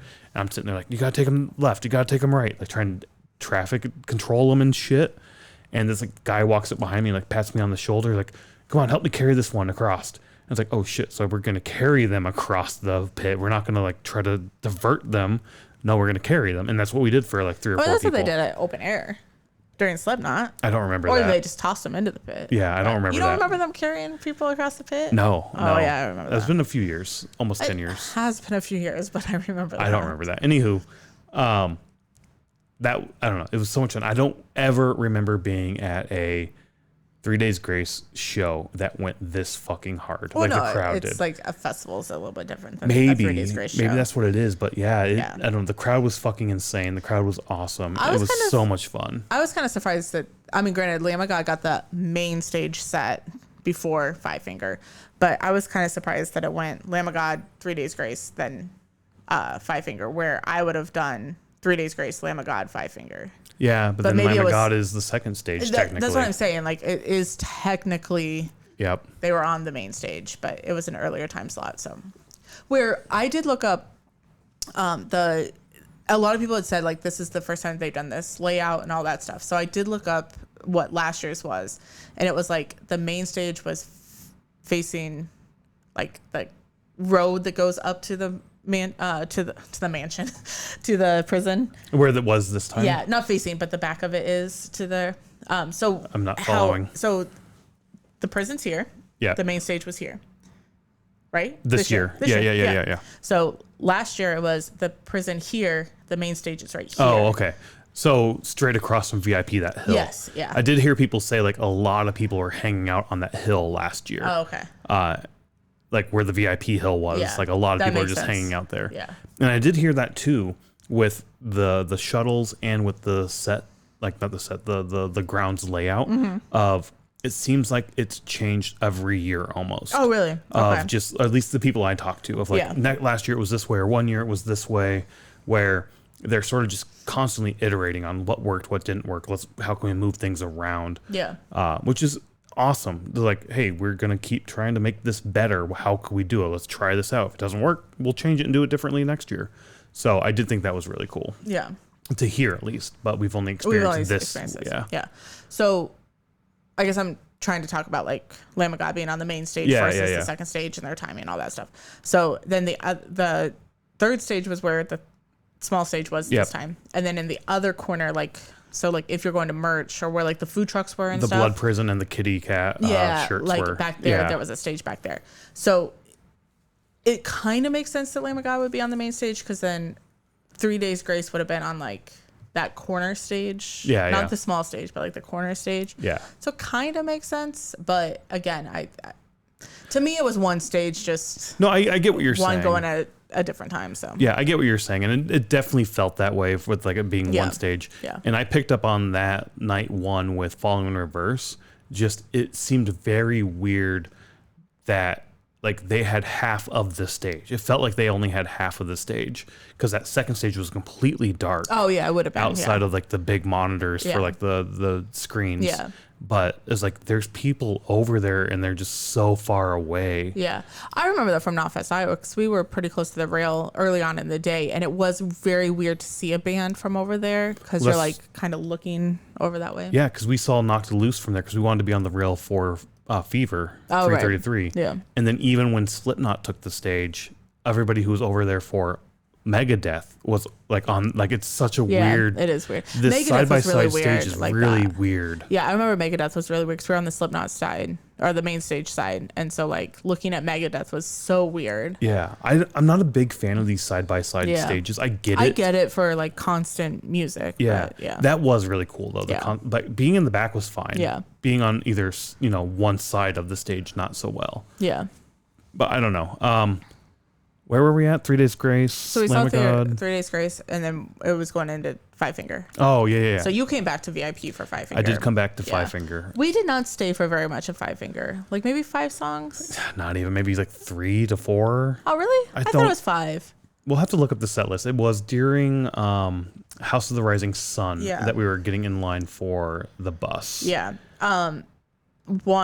We'd seen a lot of Five Finger over the last couple of years. We have seen a lot of Five Finger. I like Five Finger a lot. I do like them a lot, yeah. All their songs. I personally, again, was just done for the weekend. And I knew that we had to get up early and drive back. So my whole thought was we would see a few songs and then just go back and basically get ready for bed. We ended up staying up super late. We stayed up till like 2:30. We'll talk more about that during the camping one. Yeah, we'll talk about that during the camping episode. But basically, we made friends and it just hung out. Yeah, we just hung out, and it was kind of like we don't want this to end. Sort of thing. Yeah. So it didn't really work out my whole plan. But none of the nights we stayed. Slipknot was the only night that we stayed, except for the last song. Yeah. We walked out during the last song. But we never had to worry about like the crowd for the bus or anything like that. Where I don't know what that experience would have been like. Yeah, the bus line was a little slow from time where you're just waiting for the buses to come and load up. So there was a bit of the time where you're waiting for the bus, but you don't have the traffic leaving if you had drove your car. Yeah, like trying to get out of the parking lot. Yeah. Like that was really nice. The bus line was very moist and slick. Because of the... Yeah, and they had no lights back there. Oh. There was like one section they did and one section they didn't. Oh, well, right at the end there was lights, but otherwise there wasn't at the beginning. So it was just hard to walk on, which is the part that I don't think I would like with a whole crowd. Where like when we went every single time, it was kind of like a single file line sort of thing, where if it's a whole crowd just like being cattle crowd into that, I think I wouldn't have enjoyed that too much. So. And even during Slipknot, a bunch of people left even before the encore, like the first song, like They did, yeah. like before Spit It Out and all that shit. Yeah, Like, so, I remember seeing people leaving, yeah. but it was pouring down rain, so I understand that. Especially if you're not like a not that people weren't Slipknot fans, but if it's kind of like how we were with Five Finger, where it's like, we've seen them, I don't need to see the rest of the set, let me just leave, sort of I thing. like them, but I don't need to see the whole thing. Right. So you pulled up the set. We actually stayed for 6 full songs. So you were wrong. We did not stay for 5 songs. I knew it was more than 3. I thought it was a lot less. So we stayed for like a third of their set. Of the set, yeah. Because they played 16 songs. So. Yeah. I'll still add all of this to the set list. Thank you. Because I love all of these songs. Yeah. That's one thing about Five Finger, though, is I like all their songs that they play during their set. I don't really know their catalog that well, though. I just know, I know their set. Like, that's about it. Yeah, like I don't dive deep. I can't tell you deep cuts for any. No. But I don't know. So I was in the same boat you were with, like, I just wanted to be done. Yeah. And not done. Yeah. The camping aspect of it was like that was the new sort of twist for us. Yeah. And we were getting up early, as you said, to like tear down and then drive home for like 6 hours. Yeah. So that I do think took physical and mental energy out of us. Yeah. As if we weren't staying in like a hotel or something, it would have been a different experience altogether. Like camping, you just don't sleep as well. Yeah, I guess you don't. Like, I sleep fine, I think. I mean, I slept decent.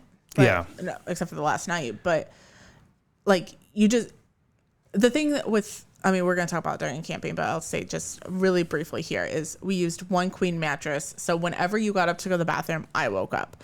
Whenever you moved, I woke up. Because we're using an air mattress, right? That's different than like a mattress, or if we had just used sleeping bags. But you didn't want to sleep on the ground. No, I don't want to sleep on the ground. Any hoodles. But what were your thoughts overall for the festival? I fucking loved this festival. I did the too. First day when the buses were taking forever and the line was taking forever to get the shuttle over there. Again, like we said, I think it would have been a more fun and more enjoyable experience if you could stay on site and just stumble from, I keep saying stumble, but just walk from the campsite over. Yeah. You know, like that would have been a much more enjoyable experience for me and really what I wanted. I remember we talked about like, we might just walk instead of waiting for the shuttle. Yeah. No fucking way are you walking for that. There were some people who, yes. Like that first day, they like could just get off the shuttle and they ended up walking and beating the buses. Yeah.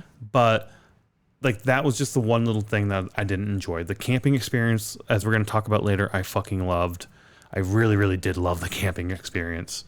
But that first day when we were coming up over the hill and going down to be offloaded, and you see the festival grounds and you just see all the mass of people, and I was like, holy fucking shit, there are so many people here. And that first day, we didn't talk about this. That first day when we walked in, it seemed like there were a lot of people. The second day we walked in, it seemed like there were less people. Oh, yeah, there was a lot less. It filled out as the day went on, but there were less people at the start. Yeah. And then the third day, it was like the first day. There were just a mass of people around. And we got our like lay of the land by the end, so we knew where we were going. We knew how to get around a lot better. But I fucking loved that. I loved the setup. I loved the communication was so fucking good. The bands were so good. The sound, like the music itself the sound was so fucking awesome. The tour was super cool to do. I'm not going to do it again if I ever go back. No, not like that. We'll do a paid tour at some point. Go back as like a vacation and do a paid tour. So. But all in all, the VIP, like I loved how they had the VIP set up. I think that was like well worth the price if you want to pay for it. But if you don't pay for it, you're not missing out on much. No. Like the main reason we buy the VIP packages are for the restrooms, and they had plenty of restrooms there for you to use. The other amenities they had with the VIP were just sort of on top, like the sugar on top type thing, right? So I don't know. I fucking love this. I've always had sort of this in my head of like Danny Wimmer is sort of like the gold tier of music festivals, especially in metal. So that's always been sort of my head of like Danny Wimmer's way the fuck up here, and this is what everybody's striving for. This sort of reinforced that for me for sure. How about you? Yeah. What were your thoughts? I really liked it as well. I thought the grounds was really good. Now, next year, if they could just control the rain, well, we're not going next year, but no, obviously they can't control that. But I think that would have helped without the mud and everything like that. So not quite I don't know if you saw with Vakken mud, like 2 years ago when it rained. Oh my God, like that was even grosser. So, but anyways, I loved the main stage setup. Even though we've talked about like, oh, it's kind of sucks with the 2-stage thing or whatever. I love the constant music. There's very little downtime. However, kind of like back to the beginning with the little downtime is if there's multiple bands back to back, there's no time to go get food. There's no time to go to get water, go to the bathroom, like all that stuff. So granted, half those people probably never even left the pit at all during the entire day. They probably just stayed down there. But I love the constant music. Yeah. The second stage was okay. I'm saying the second stage. The small stage was okay. I don't know what it was about going back there. Like, obviously, I went back there for once a day. Science and Swarm was the one that I'm like, I will definitely go back there. But it just wasn't as enjoyable as the main stages for me. So, yeah, I thought the same thing. And with the stage 1, 2 being like basically one stage right next to each other, it was so easy to go from the main stage to the second stage and just stay there and just bounce back and forth because it was instead of walking. It was main stage, second stage, and while second stage is happening, third stage is happening. At least that's how it lined up for me every time I thought about it and experienced it. So if you take that second stage away and move it back to like you were saying, so it was more of like a Y type thing. Yeah. You get to that fork in the road and you're like, I'm going to the second or I'm going to the third. What one do I want to do? And at that point, I probably would have deviated more. Like moving between the stages more. Yeah, I think I would too. Because it was kind of like there was always a band not always a band that I wanted to see, but there was always music happening on those 2 stages. So then in my mind, it's like the third stage was kind of just out of sight, out of mind. Yeah, and if there's a band on the main stage that you want to see, I'm already like basically right here. Yeah. Like so I don't need to leave because as soon as they're done, they're going to start playing like a minute or two later. Yeah. So and we did that many times where we just stayed kind of like on stage right in a way, like even if the main stage was on. Or even the VIP, we just stay up there and watch from there. Like there's one time you took a video. I can't remember what band it was, but you were like, I recorded the second stage screen. Oh, the setup. Yeah. I recorded the setup. No, you recorded them playing on the second, like you recorded the screen, I thought. Oh, no, it was, all right. I was zoomed into the stage. Okay. No, I recorded the stage setup, and I did think it was kind of weird. I'm like, it's really dark. You thought they were like, weird. This was the band playing, setting up, but it was just a setup. It was just, I think I was just out of it, but. Yeah, whatever. Yeah. Anywho, anything else then for the festival? No, I think they had plenty of food choices. A lot of food choices. I think helps. Granted, they could charge $10 less on everything. You could charge a little less, yes. Yeah. Pricing was a lot. I bought a fucking $10 churro because I wanted a churro. Yeah. That was on Sunday when we ate like all day long. Yeah, when you were separate from me. Yeah. But no, like I think they had plenty of variety of food because we like Line Fest Iowa, they had maybe like 5 choices and it was like just a clusterfuck and like it was just horrible. So having many choices, and spread out. It's not like all in one area. Even in like the non VIP area, they had like a covered seating area. They did as well. Yeah, with benches and stuff. Yeah. I think the setup, the layout was fucking awesome. I think you could definitely, as we said, change the stages back to where it was last year a little bit, so you have more of that like bifurcation to Yeah. But granted, we've never seen it like that, so maybe I don't know. The VIP was definitely worth it. I thought so too. I think it's gonna be hard for me to go to festivals without VIP. Yeah. But I liked how it was up on that little hill so that you could see the stage perfectly. I loved that. Granted, if you don't have VIP, there's the hills like it kind of wraps around. There's another hill I saw a lot of people sitting on. Yeah. Which is one thing too. Throughout the weekend, there were a lot of people who brought blankets and put the blankets down. That was sort of like our spot. We're gonna hang out here. I'm more okay with that than I am lawn chairs. Yeah. Because they always did the blankets in the back. Yes. Nobody was like, I'm gonna. Front. Yeah, I'm not gonna like go to rail, throw my blanket down. Like, no, this is my spot. Yeah. Like, so that's what we didn't like about Rockfest. That's what we didn't like about Upheaval is the lawn chair. I mean, granted, Upheaval had like a line that you couldn't cross with lawn chairs. But they were all in front, so we were in the back. Yep. And with Rockfest, it's just lawn chairs fucking everywhere. Yeah. Like there was no cutoff, there was no anything, and it's just fucking ridiculous. I don't think you could take lawn chairs into I never saw anybody. I didn't see anybody. Yeah, so, I don't think you could. And the blanket I get. I was using my poncho on Sunday as a blanket. Oh, were you? Or okay. to sit on, I guess.